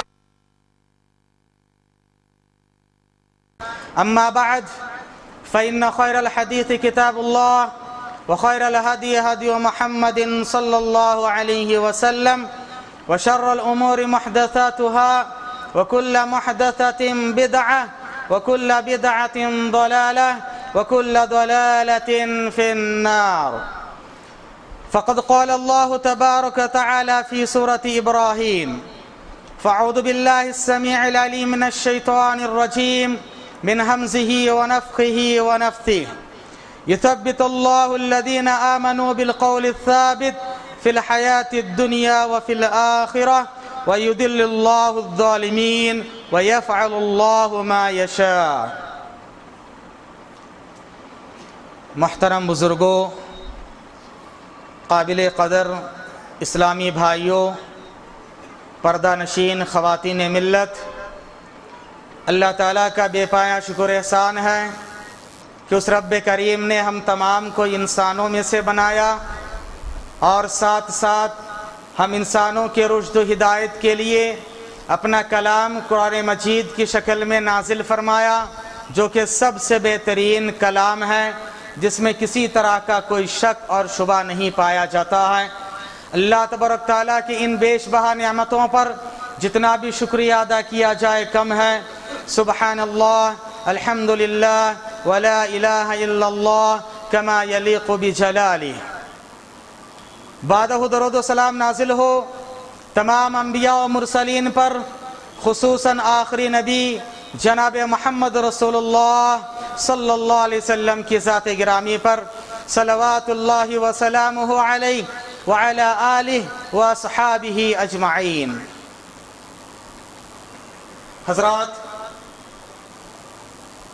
خطبہ مسنہ کے بعد میں نے آپ حضرات کے سامنے سورہ ابراہیم کی آیت نمبر 27 پڑھی ہے، جس پر رب کائنات نے فرمایا یقیناً اللہ تعالیٰ ثابت قدم رکھتا ہے، اللہ تعالیٰ ثابت قدم رکھتا ہے، اللہ تعالیٰ ثابت قدم رکھے گا ان لوگوں کو جو ایمان لائے۔ کس پر ثابت قدم رکھے گا؟ بالقول الثابت، ایک مضبوط قول پر ثابت قدم رکھے گا۔ فی الحیات الدنیا، دنیاوی زندگی میں بھی، وفی الآخرہ، اور آخرت میں بھی۔ اور اللہ تبارک تعالیٰ ظالموں کو راستہ نہیں دکھاتا ہے، ظالموں کو بھٹکا دیتا ہے، اور اللہ تعالیٰ جو چاہے کرتا ہے۔ حضرات اکرامی، سورہ ابراہیم کی اس آیت سے پہلے والی آیتوں میں اللہ تبارک تعالیٰ نے کلمہ طیبہ کی مثال بیان کی ہے کہ کلمہ طیبہ بہت ہی مضبوط کلمہ ہے، بہت ہی مضبوط سہارا ہے، جو اس کو تھام لے، جو اس کو پکڑ لے، کبھی وہ راہ نہ بھٹکے، کبھی نہ وہ گمراہ ہو، اور ڈائریکٹ اس کا تعلق اللہ تعالیٰ سے ہو جائے۔ کلمہ طیبہ کافی مضبوط ہے، اس کی جڑیں مضبوط ہیں، اس کی شاخیں پھلدار ہیں، اور ہر طرح سے دوسروں کو فائدہ پہنچاتا ہے۔ کلمہ طیبہ کی مثال دینے کے بعد اللہ تبارک تعالیٰ نے فرمایا کہ اللہ تبارک تعالیٰ اسی کلمہ طیبہ، اسی قول ثابت پر برقرار رکھتا ہے، ثابت قدم رکھتا ہے ان لوگوں کو جو ایمان لائیں، دنیاوی زندگی میں بھی اور اخروی زندگی میں بھی۔ اور اللہ تبارک تعالیٰ ظالموں کو گمراہ کر دیتا ہے، راستہ نہیں دکھاتا، اور اللہ اپنی مرضی کے مالک ہے، جو چاہے کر گزرے، کوئی اللہ کو نہ پوچھنے والا نہ ٹوکنے والا ہے، اللہ تبارک تعالیٰ جو چاہے کرتا ہے۔ حضرات گرامی، اس آیت کی تفسیر میں امام بخاری رحمہ اللہ نے اپنی کتاب صحیح البخاری میں کتاب التفسیر اور کتاب الجنائز باب ما جاء فی عذاب القبر، قبر کے عذاب کے تعلق سے جو باب انہوں نے باندھا ہے، اس میں بیان کرتے ایک حدیث حضرت براء بن عازب رضی اللہ تعالی عنہ سے، ان رسول اللہ صلی اللہ علیہ وسلم قال المسلم سئل فی القبر، مسلمان کو قبر میں سوال کیا جائے گا، مسلمان کو قبر میں سوال کیا جائے گا کہ تیرا رب کون ہے، اور تیرا دین کیا ہے، اور تیرے نبی کون ہے۔ ان تین سوالات کیے جائیں گے، اور اگر یہ ایمان والا ہے تو وہ صحیح جواب دیتے ہوئے کلمہ شہادتین کی گواہی دے گا، اور وہ کہے گا شہید اللہ الہ الا اللہ، اس بات کی گواہی دے گا کہ اللہ کے علاوہ کوئی معبود برحق نہیں ہے، وَأَنَّ مُحَمَّدٌ رَسُولُ اللَّهِ، اور محمد صلی اللہ علیہ وسلم اللہ کے رسول ہیں۔ پھر اس کے بعد نبی کریم صلی اللہ علیہ وسلم نے یہی آیت پڑھی ہے جو میں نے آپ کے سامنے خطبہ مسنہ کے بعد پڑھی ہے۔ یعنی نبی کریم صلی اللہ علیہ وسلم خود اس آیت کی تفسیر یہ بیان کر رہے ہیں کہ یہاں پر قول ثابت سے مراد کلمہ شہادت ہے، کلمہ توحید ہے، اور جس پر اللہ تبارک تعالیٰ دنیاوی زندگی میں بھی ایک مومن کو برقرار رکھتا ہے، اور آخرت کی پہلی منزل قبر، برزخ کی دنیا کی پہلی منزل قبر، وہاں پر بھی جب سوال کیا جائے گا وہاں پر بھی اللہ تبارک تعالیٰ ان کو ثابت قدم رکھے گا۔ اور اس کی مزید وضاحت حضرت ابو ہریرہ رضی اللہ تعالی عنہ کی ایک روایت سے ہوتی ہے۔ انہوں نے کہا کہ رسول اللہ صلی اللہ علیہ وسلم نے فرمایا، اور آپ صلی اللہ علیہ وسلم نے یہ آیت تلاوت کی، تلاوت کرنے کے بعد کہا قال ذالک اذا قیل له فی القبر، اور یہ اس وقت ہوگا جب قبر میں ایک انسان کو پوچھا جائے گا من ربک، تمہارا رب کون ہے، ما دینک، تمہارا دین کیا ہے، من نبیک، اور تمہارے نبی کون ہے، فیقول، تو وہ بندہ کہے گا، اگر نیک بندہ ہے تو کہے گا ربی اللہ، میرے رب اللہ ہے، ودینی الاسلام، اور میرا دین دین اسلام ہے، اور میرے نبی محمد عربی صلی اللہ علیہ وسلم ہے۔ ان سے جب پوچھا جائے گا تمہیں کیا پتا ہے، تم کو کیسے پتا چلا، تو وہ کہے گا کہ نبی کریم صلی اللہ علیہ وسلم، محمد عربی صلی اللہ علیہ وسلم جانا بالبینات من عند اللہ، اللہ کے پاس سے ہمارے پاس واضح دلائل لے کر پہنچے تھے، اور اس کے بعد فآمنت بھی، میں نے نبی کریم صلی اللہ علیہ وسلم پر ایمان لایا، ان کی تعلیمات پر ایمان لایا، ان کے فرمودات پر ایمان لایا، ان کی ذات گرامی پر ایمان لایا، اور ان کے ایمان لانے کی وجہ سے وصدقت، اور میں نے ان کی تصدیق بھی کی، فیقال لہ، تو اس سے کہا جائے گا، فرشتے کہیں گے صدقتا، تو نے سچ کہا ہے، علی ھذا عشت، اسی پر تو اپنی زندگی گزارا، یعنی کلمہ توحید پر، اللہ کو مانا، ایمان لایا، نبی کے اسوہ کو مانا، دین اسلام کو مانا، اسی پر تو نے زندگی کو گزارا تھا، وعلی ھذا عشت وعلیہ مت، اور اسی پر تیری وفات ہوئی ہے، وعلیہ تبعث، اور اسی پر تجھے قیامت کے میدان میں اٹھایا جائے گا کہ تو قول ثابت پر برقرار ہے، اور تو حق کلمے کو مان لیا ہے، تیرا جواب صحیح ہے، تو صحیح طریقے پر گامزن رہا، دنیا میں بھی رہا، اسی پر تیری وفات ہوئی، قبر کے جواب تو نے صحیح دیے، اور آخرت میں اللہ تبارک تعالیٰ اسی بنیاد پر تیرا حشر کرے گا۔ اللہ سے دعا ہے اللہ تبارک تعالیٰ ہم سب کا حشر اسی کلمات پر کرے، آمین یا رب العالمین۔ حضرات اکرامی، مجھے جو موضوع دیا گیا ہے، اب تک کے تمہیدی کلمات سے آپ اندازہ لگا لیے ہیں کہ قبر کے تین سوالات، قبر کے تین سوالات، the three questions in the grave، گریو میں، قبر میں جو تین کوشچنز ہوں گے وہی میرا موضوع ہے، مجھے اسی موضوع پر کہنے کے لیے کہا گیا ہے۔ حضرات اکرامی، یہ موضوع بڑا ہی اہم ہے۔ قبر کی یہ تین سوالات پورے دین اسلام کا خلاصہ ہے۔ اسی لیے ایک انسان کو ایماندار ہے یا نہیں معلوم کرنے کے لیے، برحق تھا یا نہیں، حق جماعت کو مانتا تھا یا نہیں، اس کا عقیدہ کیا تھا، اس کے اعمال کیا تھے، اس کا طور طریقہ کیا تھا، اس کا منہج کیا تھا، ان سب کو پوچھنے کے لیے شریعت نے جو معیار قرار دیا ہے کہ قبر کے یہ 3 سوالات، اگر قبر کے 3 سوالات میں کامیاب ہیں تو آخرت کے تمام مراحل میں وہ کامیاب ہے، اور یہ ایمان کی بنیاد ہے، یہی پورے ایمانیت کا خلاصہ ہے، عقیدے کا بھی خلاصہ ہے، منہج کا بھی خلاصہ ہے، دین اسلام کی تمام تر تعلیمات کا بھی خلاصہ ہے۔ غرض تمام طرح کے اسلامی تعلیمات اور احکامات کا لب لباب ہے۔ نبی کریم صلی اللہ علیہ وسلم نے اسی لیے فرمایا، صحیح مسلم کی روایت ہے، ذاق طعم الایمان، اس آدمی کو ایمان کا ذائقہ مل گیا، اس آدمی کو ایمان کی چاشنی مل گئی، اس آدمی کو ایمان کی مٹھاس مل گئی، وہ آدمی مکمل ایمان والا ہو گیا جس نے 3 کام کیا ہے، اور وہ تینوں کے تینوں قبر کے 3 سوالات ہی ہے۔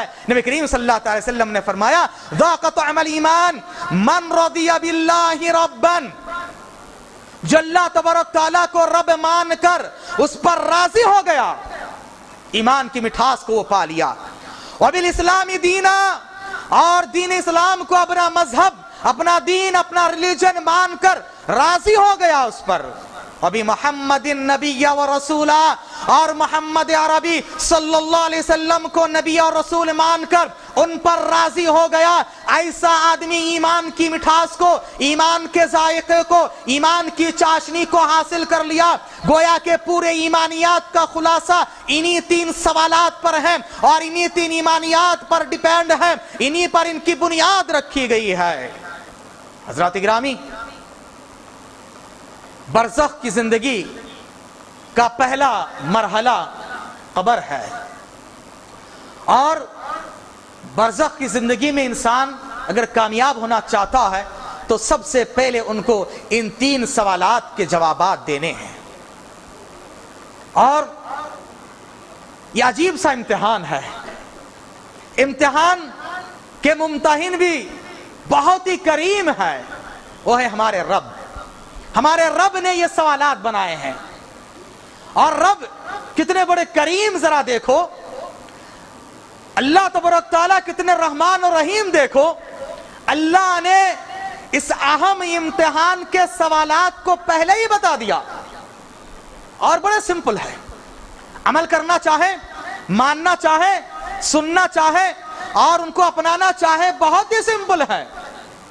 اللہ تبارک تعالیٰ نے سوالات کو پہلے ہی بتا دیے کہ یہ سوالات ہوں گے، لیکن یاد رکھیں میرے محترم بزرگوں، دوستوں، بھائیوں اور خواتین ملت، یہ کوئی ایسا امتحان نہیں ہے کہ آپ ان سوالات کے جوابات کو یاد کر لیں، بائہٹ کر لیں، اچھی طرح سے ضبط ذہن کر لیں، ذہن نشین کر لیں تو آپ ان کے جواب فٹ فٹ دینے لگے۔ نہیں، آپ کی یادداشت نہیں، آپ کا یاد کرنا نہیں، آپ کا بائہٹ کرنا نہیں، بلکہ آپ کو آپ کے اس وقت آپ کے اعتقادات، آپ کے ایمان، آپ کے اعمال، آپ کے طور طریقے، آپ کا منہج، آپ کی سوچ، آپ کی فکر، آپ کے سلوک، آپ کے دعوت تبلیغ کا طریقہ کیا تھا، اسی بنیاد پر آپ کے اعتقادات، آپ کا ایمان اور آپ کے اعمال جواب دیں گے۔ یہ کوئی ایسا امتحان نہیں ہے میرے بھائیوں، اسی لیے نبی کریم رب کریم نے سب سے پہلے ہی اس کے سوالات کو آؤٹ کر دیے، بتا دیے کہ تم اس کے لیے تیاری کیا کرو، تیاری کیا کرو۔ رب بڑے کریم ہوتے ہیں، اللہ تبارک تعالیٰ انسان کو بتا دیے کہ دیکھو یہ سوالات ہیں اور تمہیں ان کے تیاری کرنی ہے پوری زندگی بھر، پوری زندگی بھر تم کو اسی کی تیاری کرنی ہے۔ حضرات اکرامی، اور یہ جو 3 سوالات ہیں، ان سوالات کو جاننا، ان کے تعلق سے تفصیلی علم حاصل کرنا ہر مسلمان پر واجب ہے، ضروری ہے۔ علماء کرام نے، عالم نے لکھا ہے، کہا یجب علی کل مسلم یتعلمها، ہر مسلمان پر ضروری ہے، واجب ہے، فرض ہے ان کو جاننا، ان سوالات کو معلوم کرنا، تفصیلی علم حاصل کرنا نہایت ضروری ہے۔ ولا يعذر احد بالجهل بها، اور کسی کو معذور نہیں سمجھا جائے گا، کسی کو کوئی ایکسکیوز نہیں ہے کہ اگر وہ کہے کہ مجھے ان کا علم نہیں ہے, مجھے پتا نہیں ہے. ان کے جہالت اور ان کو نہ معلوم کرنا یہ کوئی عذر نہیں ہے, یہ عذر نہیں چلے گا, نہیں چلے گا. آپ کو معلوم کرنا پڑے گا, آپ کو جاننا پڑے گا, آپ کو پڑھنا پڑے گا. اسی لیے اسلام کی پہلی وحی جب آئی, نبی کریم صلی اللہ علیہ وسلم نے کہا ما انا بقاری, مجھے پڑھنا نہیں آتا. کیا فرشتے نے اس عذر کو قبول کیا؟ بولیے, قبول نہیں کیا. مسلمان کہہ نہیں سکتا کہ مجھے پڑھنا نہیں آتا, نہیں کہہ سکتا, یہ عذر نہیں چلے گا. کیونکہ تمہاری پہلی تعلیم, پہلی وحی یہی ہے, اقرا. نبی نے دوبارہ کہا مجھے پڑھنا نہیں آتا, فرشتے نے نہیں چھوڑا. اس کے لیے آپ کو دبوچے, تکلیف دیے, پریشانی آپ کو اٹھانی پڑی, تکلیف ہوئی. ہاں, تعلیم حاصل کرنے کے لیے, علم حاصل کرنے کے لیے, صحیح عقیدہ پانے کے لیے, صحیح ایمان پانے کے لیے, صحیح منہج پانے کے لیے آپ کو محنت کرنا اور ریزی کرنا ہے, پسینہ بہانا پڑے گا. آسانی سے ساتھ ملنے والا نہیں. اس راستے میں کانٹے ہی کانٹے ہیں, برداشت کرنا پڑے گا, ان کو فیس کر کے آگے بڑھنا, اور تبھی جا کر تم صحیح دین کو پا سکتے ہو. میرے بھائیو, نبی سے کہا گیا کہ نہیں, پڑھو, علم حاصل کرو, علم حاصل کرنا پڑے گا. تو ان سوالات کے جوابات آپ کو تفصیل سے معلوم کرنا ہے, کرنا پڑے گا. کوئی عذر, کوئی ایکسکیوز نہیں چلے گا. اور جو وہاں پر ایکسکیوز پیش کر دے, ان کا ایکسکیوز, ان کا عذر قبول نہ بھی ہو. جیسے کہ طویل حدیث میں نبی کریم صلی اللہ علیہ وسلم اس کے تعلق سے بیان فرمایا ہے. مسند احمد, ابو داؤد, ابن ماجہ, نسائی وغیرہ کی روایت ہیں. صحابی رسول فرماتے ہیں ہم نبی کریم صلی اللہ علیہ وسلم کے ساتھ ایک جنازے میں شامل ہوئے. چونکہ میرا موضوع قبر اور قبر کے عذاب نہیں ہے تو اس میں مجھے نہیں جانا ہے. انشاءاللہ جو میرا ٹاپک اس میں بات کرنے کی کوشش کروں گا. حضرات, نبی کریم صلی اللہ علیہ وسلم کے صحابی کہہ رہے ہیں کہ ہم اللہ کے رسول کے ساتھ ایک جنازے میں شامل ہوئے. قبرستان پہنچے تو ابھی لحد یعنی قبر نہیں کھودی گئی تھی, تھوڑی تاخیر تھی. نبی کریم صلی اللہ علیہ وسلم تشریف رکھیں, ہم بھی آپ کے ارد گرد بیٹھ گئے ہیں. آپ کے ہاتھ میں ایک چھڑی تھی, میں مختصر آپ کے سامنے پیش کر رہا ہوں, لمبی حدیث ہے. آپ کے ہاتھ میں ایک چھڑی تھی اور آپ صلی اللہ علیہ وسلم ہمیشہ اپنے ساتھ چھڑی رکھا کرتے تھے. آپ صلی اللہ علیہ وسلم ایسے بیٹھے ہیں, گہری سوچ میں مبتلا ہے, گہری فکر میں مبتلا ہے. کبھی آسمان کی طرف نگاہ اٹھاتے اور اپنی جو چھڑی اپنے ہاتھ میں اس سے زمین کو کھریدتے. ہم لوگ ایسے سہمے ہوئے, ڈرے ہوئے بیٹھے ہوئے ہیں, بادب بیٹھے ہوئے ہیں, گویا کہ ہمارے سروں پر پرندے بیٹھے ہوئے ہیں کہ آپ صلی اللہ علیہ وسلم اتنے پریشان حال کیوں ہیں. اس کے بعد نبی کریم صلی اللہ علیہ وسلم نے بیان کیا کہ اے میرے صحابہ اکرام, کیا تمہیں پتا ہے کہ ایک انسان جب اچھا انسان ہوتا ہے, نیک انسان ہوتا ہے, ایماندار ہوتا ہے, جب اس دنیا کی آخری گھڑی میں ہوتا ہے اور آخرت کے برزخ کی پہلی گھڑی کے قریب قریب ہوتا ہے, فرشتے آتے ہیں بہترین لباس میں, خوبصورت طریقے سے اور خوشبو سے معطر جنتی لباس میں اور بہترین کپڑے کے ساتھ آتے ہیں, اس کو خوشخبری دیتے ہیں, کہتے ہیں آئے بہترین نفس, آئے بہترین روح, تو آ جا, تیرے لیے خوشخبری ہے, تجھے جنت کی بشارت ہے. اور بہترین طریقے سے, سب سے آسان طریقے سے اس کی روح کو قبض کرتے ہیں. اس کی روح کو قبض کرنے کے بعد بہترین جنتی لباس میں اس کو پیک کرنے کے بعد آسمانوں کی طرف لے جایا جاتا ہے. آسمان, پہلا آسمان, دوسرے آسمان, تیسرے آسمان, ایسے 7 آسمان کے دروازے کھولے جاتے ہیں. ہر آسمان کے رہنے والے مبارکبادی پیش کرتے ہیں, کہتے ہیں اے پاک نفس تیرے لیے مبارکبادی ہو. آسمانوں کے اوپر لے جایا جاتا ہے, رب کریم کے پاس لے جایا جاتا ہے. اللہ تبارک تعالیٰ وہاں پر اس کے بعد کہتا ہے کہ یہ پاک نفس ہیں, بہترین انسان ہیں, ایماندار ہیں, ان کے نامہ اعمال, ان کے نام علیین میں لکھ لیا کرو اور ان کو دوبارہ لوٹا دو, اس لیے کہ میں نے کہا ہے اے انسانوں میں نے تم کو مٹی سے پیدا کیا, اسی مٹی میں دوبارہ لوٹا دوں گا اور اسی مٹی سے دوبارہ تم کو اٹھاؤں گا, اسی لیے تم لوٹا دو اس کو. قبر میں دوبارہ لوٹا دیا جاتا ہے. قبر میں لوٹا دینے کے بعد پھر اس کے بعد وہ اتنے قریب ہوتے ہیں کہ لوٹنے والوں کے پیر کی آہٹ کو محسوس کرتا ہے. فرشتے آتے ہیں, فرشتے آنے کے بعد اس کو سوال کرتے ہیں، دوبارہ زندہ کرنے کے بعد سوال کرتے ہیں، اور سوالات میں ہی فرشتے بہترین لباس میں آ کر اچھے انداز میں ان کو جگانے کے بعد سوال کرتے ہیں کہ ذرا بتلاؤ تمہارے رب کون ہے؟ وہ جواب دیتا ہے میرا رب اللہ ہے۔ تمہارا دین کیا ہے؟ جواب دیتا ہے کہ میرا دین اسلام ہے۔ پوچھا جاتا ہے کہ تمہارے نبی کون ہے؟ یہ وہ آدمی جو تمہارے درمیان بھیجے گئے تھے وہ کون ہے؟ وہ گواہی دیتا ہے کہ وہ اللہ کے رسول ہیں اور اللہ کے بندے ہیں۔ اس کے بعد کہا جاتا تم سکسیس ہو، کامیاب ہو، اب تم سکسیس ہو گئے۔ جنت کی کھڑکی کھول دی جاتی ہے، جنت کی خوشبوئیں، جنت کی بھینی بھینی ہوائیں آتی ہیں، اور بہترین طریقے سے اس کو کہا جاتا کہ رہ جاؤ۔ وہ کہتا کہ بھائی مجھے اپنے گھر والوں کے پاس جانے دو، میں ان کو خوشخبری دے کر آؤں کہ میں اپنے ایگزام میں سکسیس ہو گیا، کامیاب ہو گیا۔ ہر طالب علم چاہتا ہے سکسیس ہونے کے بعد، کامیاب ہونے کے بعد، کامیابی کا پروانہ ملنے کے بعد چاہتا ہے کہ میں اپنے والدین کے پاس جاؤں، اپنے اہل و عیال کے پاس جاؤں، ان کو خوشخبری دوں۔ وہ بھی کہے گا، فرشتے کہیں گے نہیں، اب دوبارہ لوٹ کے جانے کا سوال نہیں، دنیا الگ ہے۔ نم کا نومت العروس، پہلے دن کی دلہن جس طرح سے بے خوف بہترین انداز میں سو جاتی ہے اسی طرح سے تم سو جاؤ۔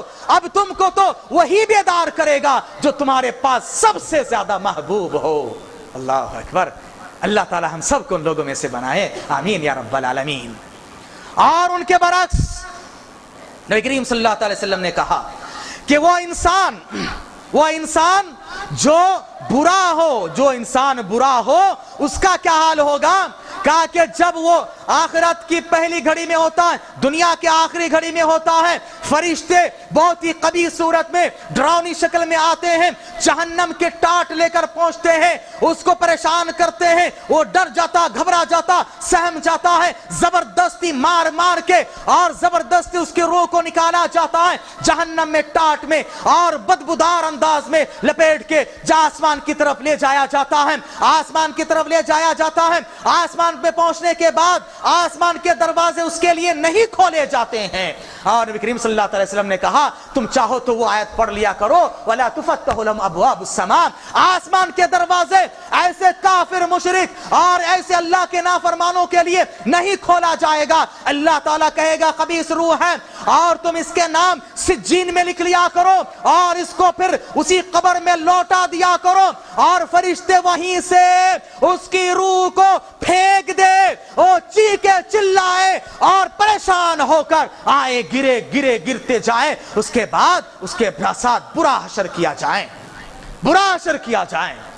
حضرات ہم اور آپ اگر دنیا میں ایک مثال دیکھیں، کوئی جھولے پہ اگر چڑھا ہو اور اس کو عادت نہ ہو، اوپر جانے کے بعد جب نیچے آتا ہے کیسے دم گھٹتی ہے، کتنی تکلیف ہوتی ہے نا۔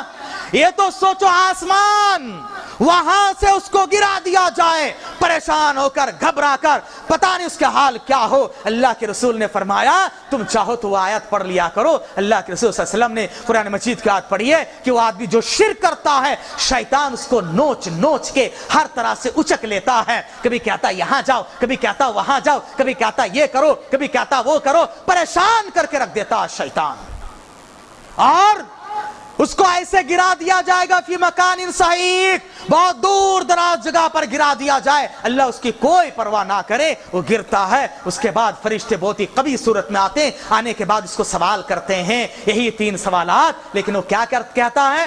ہاں لا ادری، ایکسکیوز پیش کرتا ہے، ایکسکیوز نہیں چلے گا۔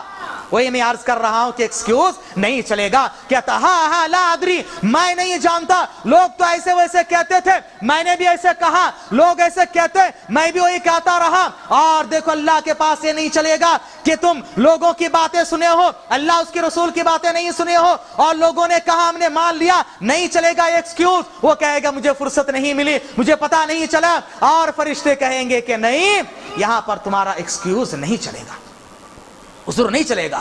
معلوم ہوا کہ ان سوالات کا جاننا ہمارے لیے نہایت ضروری ہے۔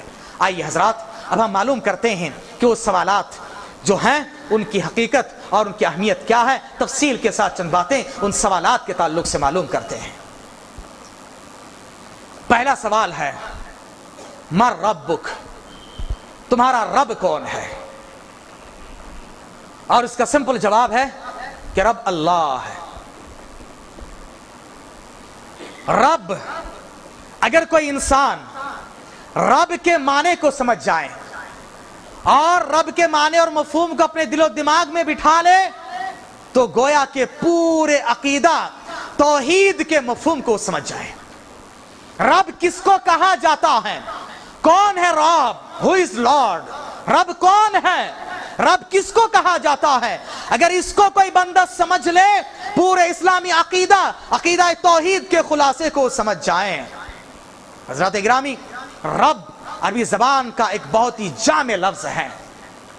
رب وہ ہوتا ہے جو ہر ایک کا خالق ہو، ہر ایک کا مالک ہو، ہر ایک کا پالنہار ہو، ہر ایک کی تدبیر کرنے والا ہو، پوری کائنات کا سسٹم اور نظام چلانے والا ہو، جو مدبر ہو، جو رحمان و رحیم ہو، جو کریم ہو، جو اپنے دل میں جو اپنے پاس ہر طرح کے اختیارات رکھتے ہو، اسی کو رب کہا جاتا ہے۔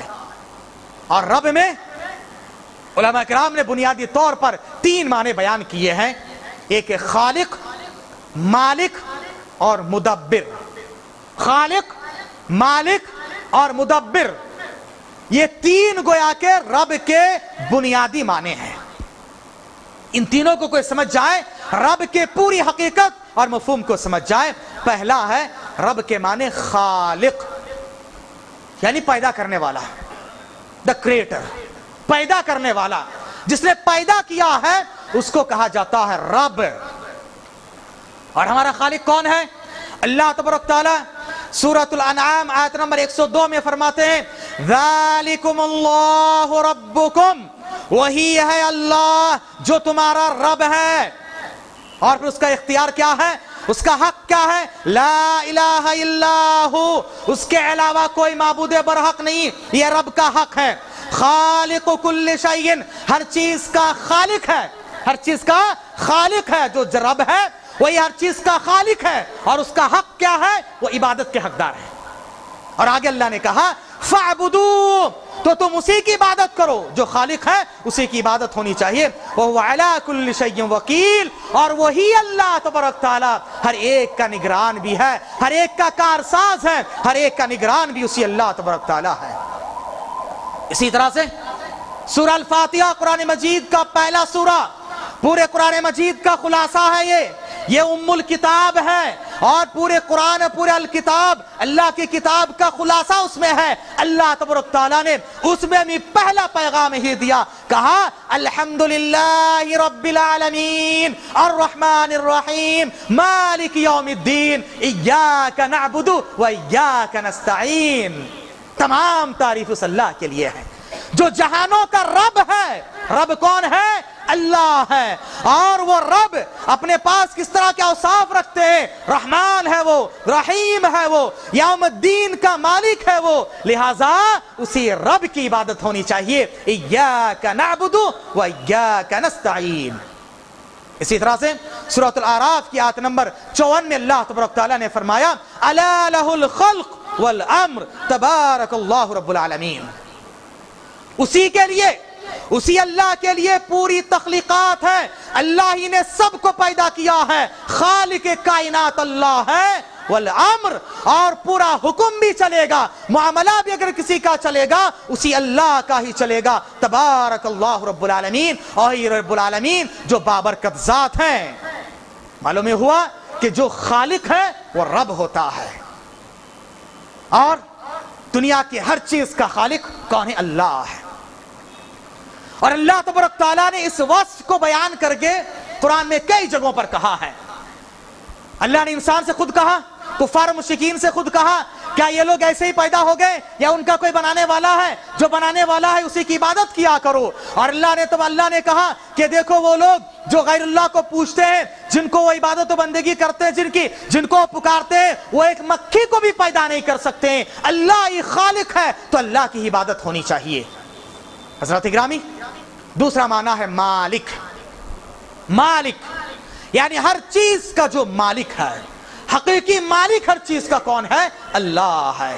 اللہ نے سورہ فاطر آیت نمبر 13 اور 14 میں فرمایا ذالکم اللہ وہی اللہ ہے، ربکم جو تمہارا رب ہے۔ رب کون ہے؟ اللہ ہے۔ اور وہ اللہ کیا ہے؟ اس کے اختیارات کیا؟ لہ الملک، اسی کے لیے ہر طرح کی بادشاہت ہے، وہی مالک کل ہے، وہی قادر مطلق ہے، وہی ہر چیز کا مالک ہے۔ لہ الملک والذین تدعون من دونہ، اور ان لوگوں کو جن کو تم اللہ کو چھوڑ کر پکارتے ہو، ما یملکون من قطمیر، وہ قطمیر کا بھی مالک نہیں ہے۔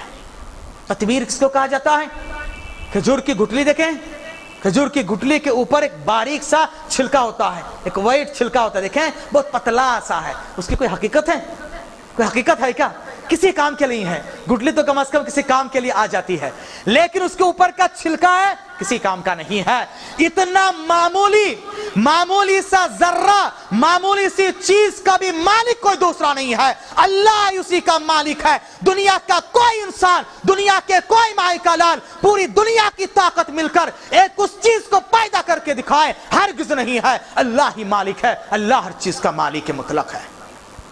اس کے بعد اللہ نے کہا وَإِن تَدْعُوهُمْ، اگر تم ان لوگوں کو پکارو گے یہ تمہاری نہیں سنیں گے، عَلَوْا بِالْفَرْ، سن بھی لے تو تمہارے جواب نہیں دے سکتے، تم کو فائدہ نہیں پہنچا سکتے، اور قیامت کے میدان میں یہ تمہارے شرک کا انکار کر دیں گے۔ یاد رکھو اللہ بہترین خبیر ہے، خبر رکھنے والا ہے، اور اللہ جیسے انسانوں کو چوکنا کرتا ہے کوئی دوسرا نہیں کرتا ہے۔ اسی لیے تمہیں چاہیے ہوشیار ہو جاؤ، جو مالک ہے اسی کی بات مان لیا کرو۔ ترمذی کی صحیح روایت ہے، نبی کریم صلی اللہ علیہ وسلم فرماتے ہیں کہ اللہ تبارک تعالی ہر رات آخری پہر میں آسمان دنیا میں اتر کے آتا ہے۔ یہ روایت صحیح بخاری میں بھی ہے، لیکن ان الفاظ کے ساتھ ترمذی کی صحیح روایت میں ہے۔ اس کے بعد رسول اللہ صلی اللہ علیہ وسلم نے فرمایا اللہ تبارک تعالی کہتا انا الملک، میں مالک ہوں، میں ہی بادشاہ ہوں، میں مالک ہوں، لہذا من ذا الذی یدعونی فاستجیب لہ، کون ہے جو مجھ سے پکارے، میں اس کی پکار کو سننے والا ہوں، اس کے دعاؤں کو سننے والا، اس کی حاجت کو پورا کرنے والا ہوں میں، لہٰذا تم مجھ سے پکارا کرو، میں ہی مالک ہوں، تمہارے مشکل کشائی میں کرنے والا ہوں، ہر چیز کا مالک میں ہوں، لہٰذا تم مجھے پکارا کرو اور میرے علاوہ کسی اور کو نہ پکارو۔ معلوم ہوا کہ اللہ ہی مالک ہے، اللہ کے علاوہ کوئی دوسرا مالک نہیں ہے۔ اور آخرت میں بھی یہی ہوگا، آخرت کے تعلق سے بھی یہی ہے کہ اللہ تبارک تعالیٰ نے سورۃ الفاتحہ میں کیا فرمایا؟ میں نے کہا کہ یہ پورے قرآن کا خلاصہ ہے۔ اللہ نے کہا مالک یوم الدین، یوم الدین جزا کے دن کا مالک کون ہے؟ اللہ ہے۔ اسی طرح سے بخاری اور مسلم کی ایک روایت ہے، بخاری میں تعلیقاً ہے، نبی کریم صلی اللہ علیہ وسلم نے فرمایا کہ قیامت کے دن اللہ تبارک تعالیٰ آسمان کو اپنے ہاتھ میں لپیٹ دینے کے بعد اس کو پکڑ لینے کے بعد کہے این الملک، کہاں ہے دنیا کے بادشاہ؟ این الجبارون، اللہ تبارک تعالیٰ کہے گا انا الملک، میں بادشاہ ہوں، میں ہی مالک ہوں، این الجبارون، این المتکبرون، دنیا کے بادشاہ کہاں ہیں؟ دنیا میں تکبر کرنے والے کہاں ہیں؟ دنیا میں اپنے آپ کو بادشاہ کہنے والے کہاں ہے؟ نمرود، کہاں ہے ہارون، کہاں ہے قارون، کہاں ہے نمرود، کہاں ہے فرعون، کہاں ہے دوسرے اس طرح کے بادشاہ جو دنیا میں اپنی پرستش کرواتے تھے، دنیا میں اپنے آپ کو بادشاہ کہا کرتے تھے، دنیا میں غرور و تکبر کیے تھے، کہاں ہے وہ آج؟ کوئی جواب نہیں ہے۔ اللہ اتنے تنہا دنیا میں بھی مالک ہے، آخرت میں بھی اللہ تعالیٰ ہی مالک رہے گا۔ تو مالک کائنات کون ہے؟ اللہ تبارک تعالیٰ ہی ہے، لہٰذا جو اللہ تعالیٰ ساری کائنات کا تنہا مالک ہے اسی کی ہی عبادت و بندگی ہونی چاہیے۔ یہی رب کا مفہوم ہے، یہی رب ہے، صرف من رب کا کہہ لینا کافی نہیں ہے، رب کے مفہوم کتنا وسیع دیکھو۔ دوسرا ہے، تیسرا مفہوم رب کے تعلق سے علماء نے کہا کہ ساری کائنات کا مدبر، خالق، مالک اور مدبر یعنی سسٹم چلانے والا، ساری کائنات کا نظام اور سسٹم چلانے والے کو مدبر کہا جاتا ہے۔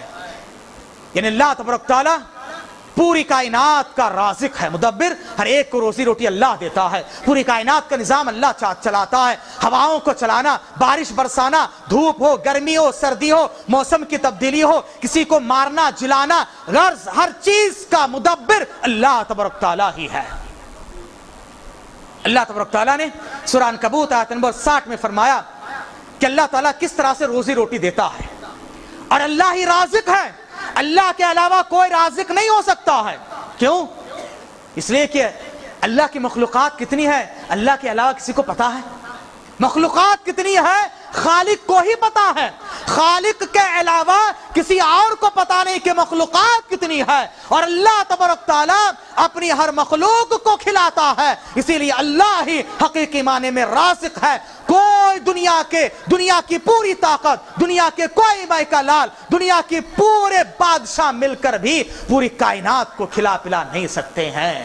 اللہ تعالیٰ کہاں کہاں کیسے کیسے رزق دیتا ہے، پہاڑوں کے بیچ میں، پہاڑوں کی ترائی میں، اونچائی میں، چوٹی میں اللہ تعالیٰ رزق پہنچاتا ہے، ریگستان کے بیچوں بیچ میں، ڈیزرٹ میں اللہ تبارک تعالیٰ روزی روٹی پہنچاتا ہے۔ جہاں پر کوئی سانپ ہے، کوئی دوسرے جانور ہو، وہ اللہ سے امید لگائے ہوئے بیٹھا رہتا ہے، اللہ تعالیٰ بھیجتا ہے اس کی روزی روٹی کو۔ پتھر کے اندر بھی، پتھر کے بیچ میں کیڑوں کو اللہ تبارک تعالیٰ روزی روٹی دیتا ہے۔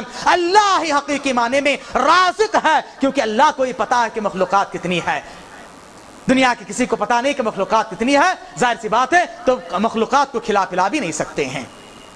سورہ عنکبوت آیت نمبر 60 میں اللہ تبارک تعالیٰ نے فرمایا کَأَيٍّ مِّن دَابَّةٍ، کتنے ایسے چوپائے ہیں، زمین پر رینگنے والے، چلنے والے ہیں، لا تحمل رزقها، لیکن وہ اپنے ساتھ رزق کو اٹھائے پھرتے نہیں ہیں، پتہ نہیں ہے، پرندے اپنے گھونسلوں میں رزق لے کر نہیں رکھتے ہیں، اور اسے کتنے اور جانور ہیں، اللہ نے کہا بہت سارے ہیں جو رزق کو اپنے پاس رکھتے نہیں ہیں۔ اللہ یرزقها، اللہ تبارک تعالیٰ ان سب کو رزق پہنچاتا ہے، وَإِيَّاكُمْ، اور انسانوں تم کو بھی دیتا ہے، لہٰذا ان پرندوں سے، ان جانوروں سے اور ان چوپایوں سے عبرت حاصل کیا کرو۔ رب جب ان کو روزی روٹی دیتا تم کو بھی دے گا، شرط ہے کہ صحیح طریقے سے تلاش کیا کرو۔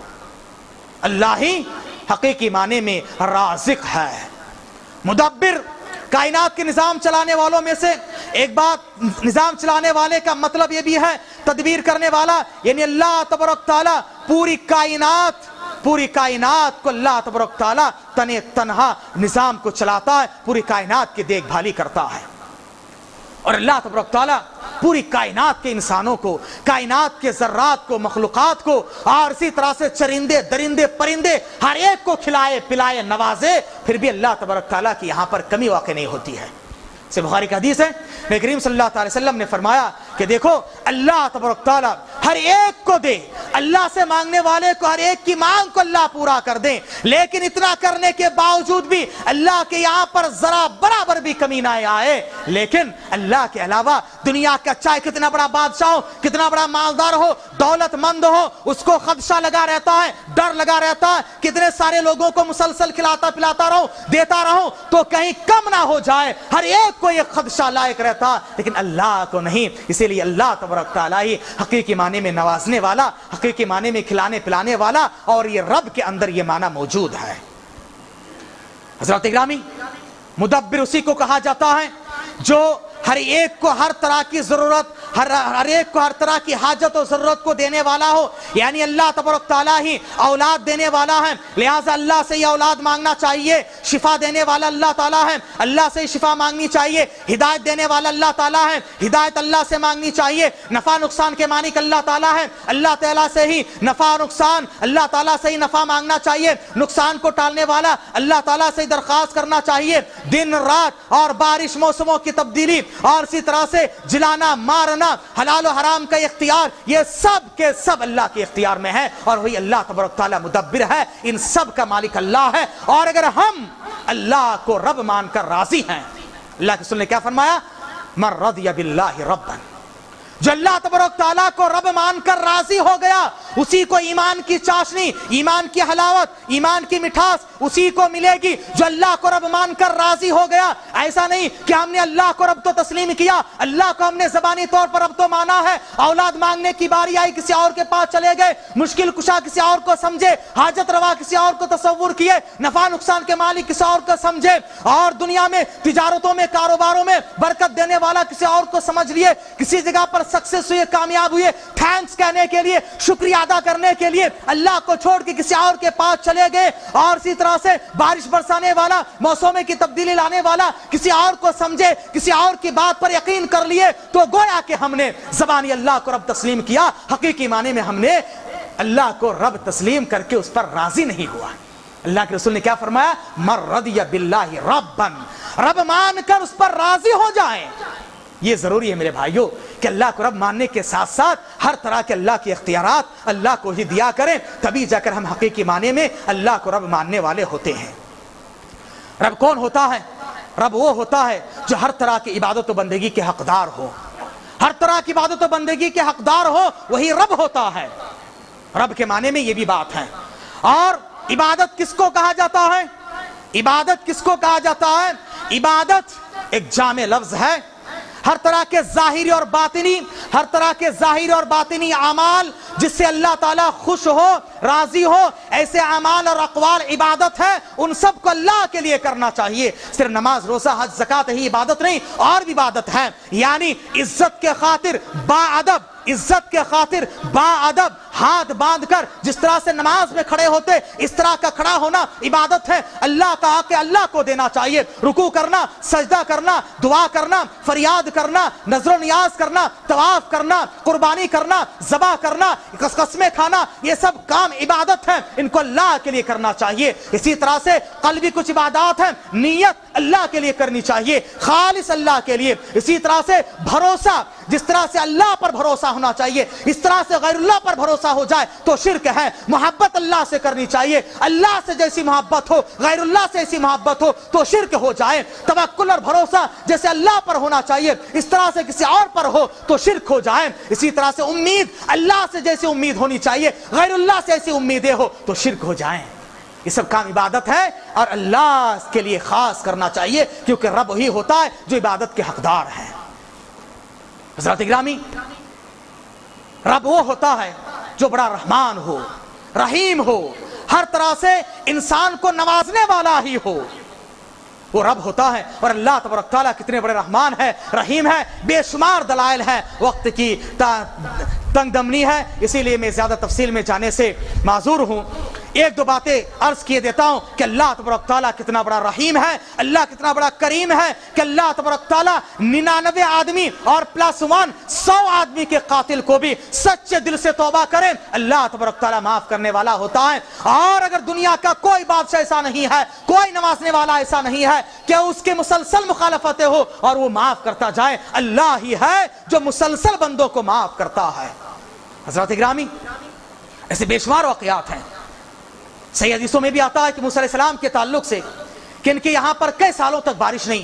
بارش مانگنے کے لیے باہر نکلے، اس کے بعد دعا کرنے کے بعد آواز آئی. اللہ تبارک تعالیٰ نے کہا کہ اے موسیٰ دیکھو 70 سالہ پاپی ہے، اللہ کی نافرمانی کرنے والا، مسلسل نافرمانی میں ڈوبا ہوا ہے اور تمہارے اندر وہ موجود ہے. جب تک یہ ہے اس وقت تک بارش برسانے والا نہیں ہوں. موسیٰ علیہ السلام نے کہا کہ اللہ تعالیٰ کیسے پتا چلے کہ کون ہے ان میں سے؟ موسیٰ علیہ السلام سے اللہ نے کہا تم کہو کون ہے 70 سالہ پاپی اور نافرمان. میرا کام ہے آواز اس کے کام تک پہنچانے کا کام میرا ہے، میری ذمہ داری میں پہنچاؤں گا کہ ان میں سے نکل جاؤ. موسیٰ علیہ السلام نے کہا، اس کے کان میں آواز آئی، آواز ٹکرائی. اب دل میں سوچا کوئی یہاں سے اٹھ کے جائے گا کیا؟ سوچے گا بھائی اتنے لوگوں کے سامنے سے میں اگر نکل کے جاؤں تو میرا کیا حال ہوگا، میں تو شرم سے پانی ہو جاؤں گا. اس وقت کسی اور کو نہیں، اس وقت اسے احساس ہوا رب کائنات، رب کریم، رحمان اور رحیم سے توبہ کیا، ان کے بارگاہ میں سوال کیا، صدق کے دل کے ساتھ پکارا اللہ میں آئندہ تیری نافرمانی نہیں کروں گا. اللہ کے سامنے یہ کہنا تھا، بارش شروع ہو گئی. موسیٰ علیہ السلام نے کہا اللہ تو نے ابھی کہا تھا کہ بارش نہیں ہوگی، جب تک وہ نہ جائے تو کیا ماجرا ہے؟ اللہ نے کہا اس نے صدق کے دل سے توبہ کیا. بندو توبہ کیا کرو، اللہ کے بارگاہ میں یہ توبہ کا مہینہ بھی ہے، مغفرت کا مہینہ بھی ہے. اللہ کے سامنے توبہ کیا کرو. اللہ بڑا رحیم ہے، اللہ بڑا کریم ہے. اسی طرح کے کرم رکھنے والا، رحم رکھنے والا ہی رب ہوتا میرے بھائیوں. حضرت گرامی، اللہ کتنے رحیم ہے، اللہ کتنے کریم ہے. اللہ کا انکار کرنے والا پلے درجے کا کافر، مشرک، جنہوں نے نبیوں کو تکلیف دی، صحابہ کرام کو تکلیف دی، پریشان کیا، اور جب آپ صلی اللہ علیہ وسلم مکہ کو فتح کیے یہ لوگ بھاگ گئے، یعنی آپ کو دیکھنا بھی گوارا نہیں. ایسے پلے درجے کے کافر اور مشرک بھاگتے ہوئے سمندر میں کشتی میں سوار ہوئے، اب جانتے ہیں واقعہ، کشتی میں سوار ہوئے، 20 سمندر میں پہنچنے کے بعد کشتی ڈاواڈول ہو گئی، بھور میں پھنس گئی۔ انہوں نے پکارا ہر ایک کو، اپنے اپنے بغل میں لے کر بھاگے تھے، سب کو پکارے، کچھ بھی فائدہ نہیں ہوا، ہر ایک کو سمندر میں وسرجن دے دیا، کہا کہ اب یہ لوگ بچانے والے نہیں ہیں، یہ لوگ فائدہ کرنے والے نہیں ہیں۔ اس وقت انہوں نے کیا کیا؟ ہر طرح کے وسیلے، ہر طرح کے ذریعہ کو چھوڑ کے دعوا اللہ، اللہ کو پکارا، کیسے؟ مخلصین لہ الدین، اخلاص نیت کے ساتھ جب انہوں نے اللہ کو پکارا، اللہ نے کیا کیا؟ ان کو نجات دی، نہیں دی؟ اللہ اکبر، اللہ کتنا رحیم دیکھو، اللہ کتنا کریم دیکھو، ایسے پلے درجے کے کافر اور مشرک کو بھی اللہ تبارک تعالیٰ نجات دے رہا ہے۔ اور اللہ کو یہ بھی معلوم ہے کہ یہ دوبارہ جا کر پھر شرک کریں گے، اللہ کو معلوم ہے نہیں ہے؟ اللہ عالم الغیب ہے، اللہ کو پتا ہے کہ شرک کریں گے، اس کے باوجود اللہ تبارک تعالیٰ نے ان کو نجات دے دی۔ یہ ہمارے رب ہیں جو بڑے کریم ہیں میرے بھائیوں۔ اسی کو رب کہا جاتا۔ تو پہلا سوال تھا من ربک۔ آئیے 2-4 منٹ میں اپنی آگے کے باتوں کو پورا کر دوں تاکہ موضوع کا حق ادا ہو جائیں، اور معذرت کے ساتھ جو احباب ہیں، میرا وقت ختم ہو چکا، پھر بھی میں آگے بڑھ رہا ہوں، جو ذمہ داران ہیں ان سے بھی گزارش ہے، ان سے میں درخواست کرتا ہوں، اور شیخ سے بھی معذرت کے ساتھ کہ میری وجہ سے آپ کو انتظار کرنا پڑ رہا ہے، اللہ جزائے خیر دے۔ دوسرا سوال ہے ما دینک، ما دینک، تمہارا دین کیا ہے؟ یہ دوسرا سوال ہے۔ اور یہ دین، اس کا مفہوم کیا ہے؟ دین کس کو کہا جاتا ہے؟ سورہ زاریات کی آیت نمبر 56 میں اللہ تبارک تعالیٰ نے دین کو عبادت سے تعبیر کیا ہے، دین کو عبادت سے تعبیر کیا ہے، اور انسان اور جنات کے اس وجود کا مقصد، تخلیق کا مقصد ہی اسی کو قرار دیا گیا۔ اللہ نے فرمایا وَمَا خَلَقْتُ الْجِنَّ وَالْإِنسَ إِلَّا لِيَعْبُدُونَ، ہم نے انسان اور جنات کو کس لیے پیدا کیا؟ میری عبادت کے لیے۔ اہل علم نے یہاں پر عبادت سے دین بھی مراد لیے ہیں، اور عبادت سے توحید بھی مراد لیے ہیں، اور یہ سب ایک دوسرے کے لازم ملزوم ہے۔ عبادت ایک جامع لفظ ہے، میں نے ابھی اس کی تعریف بیان کر دی، اور شیخ الاسلام علامہ ابن تیمیہ رحمہ اللہ نے بھی اسی طرح کی تعریف بیان کی ہے کہ ایک جامع لفظ ظاہری اور باطنی اقوال اور اعمال جس سے اللہ تبارک تعالیٰ راضی اور خوش ہو، اور ہمارے وجود کا مقصد بھی یہی ہے، اللہ کی عبادت ہے، اللہ کی عبادت، اور اس عبادت کو بجا لانے کا جو طریقہ ہے اسی کو اسلام کہا جاتا ہے۔ عبادت، اللہ نے ہم کو پیدا کیا، اللہ ہمارا خالق ہے، مالک ہے، رازق ہے، پالنہار ہے، مدبر ہے، اور اللہ رب ہے۔ اب اللہ تبارک تعالیٰ نے ہم کو پیدا کرنے کے بعد کچھ ڈیوٹی دی ہے، اور وہ ہے عبادت، اور اس عبادت کو کیسے انجام دینا، یہ 3 سوالات ایک دوسرے کے ساتھ جڑے ہوئے ہیں، ایک دوسرے کے ساتھ ریلیٹڈ ہیں، ایک دوسرے کے ساتھ تعلق رکھتے ہیں۔ یعنی اللہ نے پیدا کیا، اللہ رب ہے، اور دنیا میں بھیجا، بھیجنے کے بعد پیدا کرنے کے بعد پیدائش کا مقصد قرار دیا عبادت، اور اس عبادت کا طریقہ، عبادت کیسے کرنا چاہیے، اس طریقے کا نام ہے اسلام۔ اسلام یعنی اللہ کے عبادت کو انجام دینے کا نام اسلام، طریقے کا نام ہے اسلام۔ اور اگر اسلام کو استسلام کے معنی میں لے لیا جائے، ایک مومن بندے کا ہر عمل اگر اس میں 2 چیزیں ہو، ایک اللہ کی رضامندی اور رسول کا طریقہ، ایک مومن کا ہر عمل عبادت ہو جائے، چاہے وہ عقائد کے معاملات ہو اور ایمانیات سے تعلق رکھنے والے ہو، اخلاقیات ہو، معاملات ہو، سلوک ہو، سیاست و سیاحت ہو، اور معاش ہو، تجارت ہو، دعوت و فکر ہو، غرض استدلال کا طور طریقہ ہو، علم حاصل کرنا ہو، غرض زندگی کا ہر شعبہ عبادت بن جائے اگر اللہ کی رضا جوئی ہو، رسول کا طریقہ ہو، ہر ایک میں یہ 2 چیزیں یاد رکھیں۔ اور یہ اسلام جو انسان کو اللہ نے عطا فرمایا ہے، اس اسلام کے بنانے والا خود اللہ ہی ہے۔ اسکولوں میں پڑھایا جاتا ہے کہ فلاں مذہب کے فاؤنڈر فلاں ہے، فلاں مذہب کے فاؤنڈر فلاں ہے، فلاں ریلیجن کے فاؤنڈر فلاں ہے، اور جب اسلام کی باری آتی ہے سوشل اسٹڈیز میں کیا ہوتا ہے کہ اسلام کے فاؤنڈر محمد صلی اللہ علیہ وسلم ہے۔ غلط ہے، غلط ہے۔ اسلام کا فاؤنڈر اللہ ہے۔ اللہ نے فرمایا آل عمران، سورہ آل عمران آیت نمبر 19، ان الدین عند اللہ الاسلام، اللہ کے پاس پسندیدہ دین ہے دین اسلام، یعنی اللہ نے ہی اسلام کو بنایا ہے۔ اسلام کے عقیدے، اسلام کے طور طریقے، اسلامی عبادات، یہ سب اللہ کے طے کردہ ہیں، کسی اور کی طرف سے نہیں۔ تو اسی کو اسلام کہا جاتا ہے کہ اسلام ہر طرح کے عبادات کا مجموعہ ہے، اور عبادتوں کو انجام دینے کے طریقے کو اسلام کہا جاتا ہے۔ حضرات گرامی، اور یہی دین اسلام جس کی وصیت اللہ تبارک تعالیٰ نے ہر نبی کو کی ہے، ہر نبی کو کی ہے، جیسے کہ سورہ شورى کی مشہور آیت ہے، آیت نمبر 13، جس میں اللہ تبارک تعالیٰ نے نوح علیہ السلام، ابراہیم علیہ السلام، موسیٰ علیہ السلام، عیسیٰ علیہ السلام اور آخری نبی جناب محمد رسول اللہ صلی اللہ علیہ وسلم کا تذکرہ کر کے کہا کہ ہم نے سب کو وصیت کی اور آپ کو بھی کی تھی، کیا ہے؟ ان اقیموا الدین ولا تتفرقوا فیہ، کہ تم دین کو قائم کرو۔ دین کیا ہے؟ اللہ کا بنایا ہوا نظام، اللہ کا بنایا ہوا سسٹم، دین قائم کرو۔ اور دین سے مراد کیا ہے؟ اہل علم نے، مفسرین نے کہا الدین ہوا توحید۔ یاد رکھیں، یا دین کی غلط تعبیر نہیں کرنا۔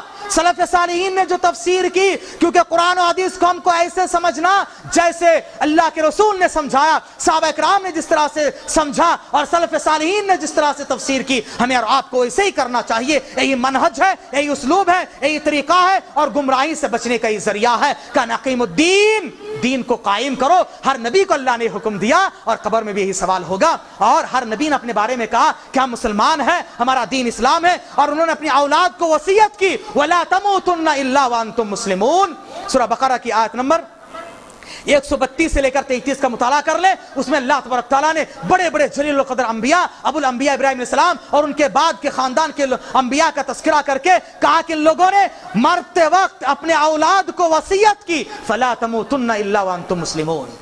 مسلمان ہوئے بغیر تم لوگ مرنا نہیں، اگر تمہاری وفات آئے تو اسلام کی حالت میں، زندہ رہو تو اسلام کی حالت میں، اور قبر میں جاؤ جب سوال ہو تمہارا دین کیا ہے تو کہو اسلام، تو کہو اسلام۔ یہ دوسرا سوال ہے میرے بھائیوں۔ اس کے بعد جو سوال ہوگا یہ ہے، اور بھی اس تعلق سے، اسلام کے تعلق سے باتیں تھی، کیونکہ وقت ہے نہیں ہے، اس لیے میں معذرت کے ساتھ، کہ اسلام تو ہم نے مان لیا۔ نبی کریم صلی اللہ علیہ وسلم نے کہا جو اسلام کو مان کر، اسلام کو دین مان کر اس پر راضی ہو جائے، اسی کو کما حقہ ہو ایمان کی چاشنی ملتی ہے۔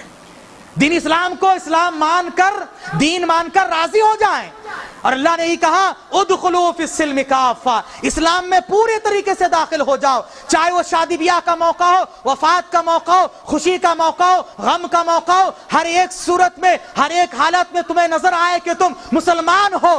ایسا نہیں کہ ایک وقت مسلمان مسجد میں آئے ٹوپی لگا لے مسلمان، باہر چلے گئے تو مسلمان نہیں، اور ایک جگہ پر ہو تو مسلمان، دوسری جگہ پر مسلمان نہیں، تکلیف آئے تو اللہ یاد آئے، اور غم پریشانی آئے تو اللہ کو یاد کر لے، اور خوشی کے وقت میں اللہ کو بھلا دے، نہیں، ہر وقت تم مسلمان رہو، ہر وقت تمہارے وضاقتہ، چال ڈھال، لباس، طور طریقے، تجارت، معاش اور استدلال کا طریقہ، فہم، دعوت و فکر، نظر، استدلال، ہر طرح کے طور طریقے میں، ہر طرح کے اعتقادات میں، اعمال میں تم مسلمان نظر آؤ، اور دعوت دیتے ہوئے کہو اننی من المسلمین، فخر سے کہو کہ ہم مسلمان ہیں، اسلام ہمارا دین ہے۔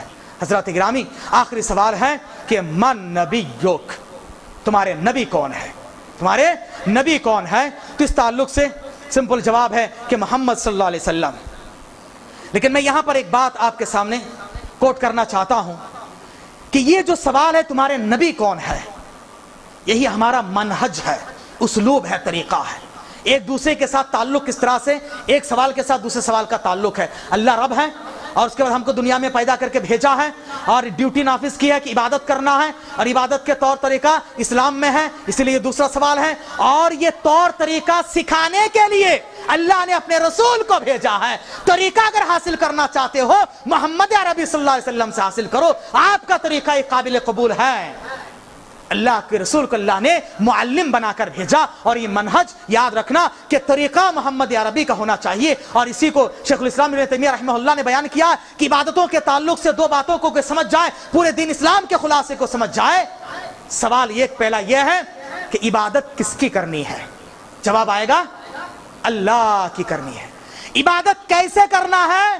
تو دوسرا جواب آئے گا کہ جیسے اللہ کے رسول نے بتایا ہے، یہ دو طریقے ہو تو عبادت اللہ کے پاس قابل قبول ہے، اور یہی گویا کہ پورے دین اسلام کا خلاصہ لب لباب ہے، اور لا الہ الا اللہ محمد رسول اللہ میں بھی یہی بات ہے۔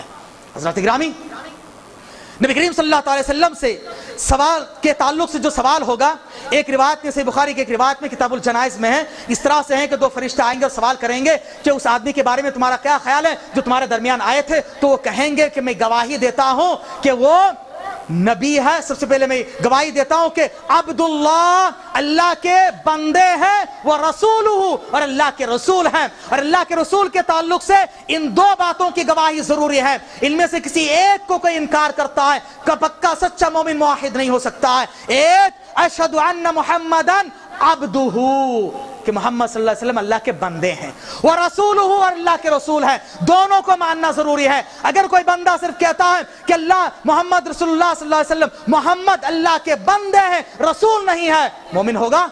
नहीं होगा। इसी तरह से अगर कोई कहता है कि मोहम्मद सल्लल्लाहु अलैहि वसल्लम अल्लाह के सिर्फ रसूल हैं, बंदे नहीं है, बोलो हाँ, ये दोनों बातें जरूरी है, लाजिम मलजूम है, लाजिम मलजूम है। दोनों की गवाही दे तब जाकर वो कमा हक्का ईमान में आता है। अल्लाह के ताल्लुक से भी दो बातें इसी तरह से हैं, एक ला इलाहा और दूसरा इल्लल्लाह। सबसे पहले तमाम माबूदाने बातिला से अपना दामन झाड़ो, हर एक का इनकार करो, हर एक से बरात की इजहार करो और उसके बाद एक अल्लाह का इकरार करो।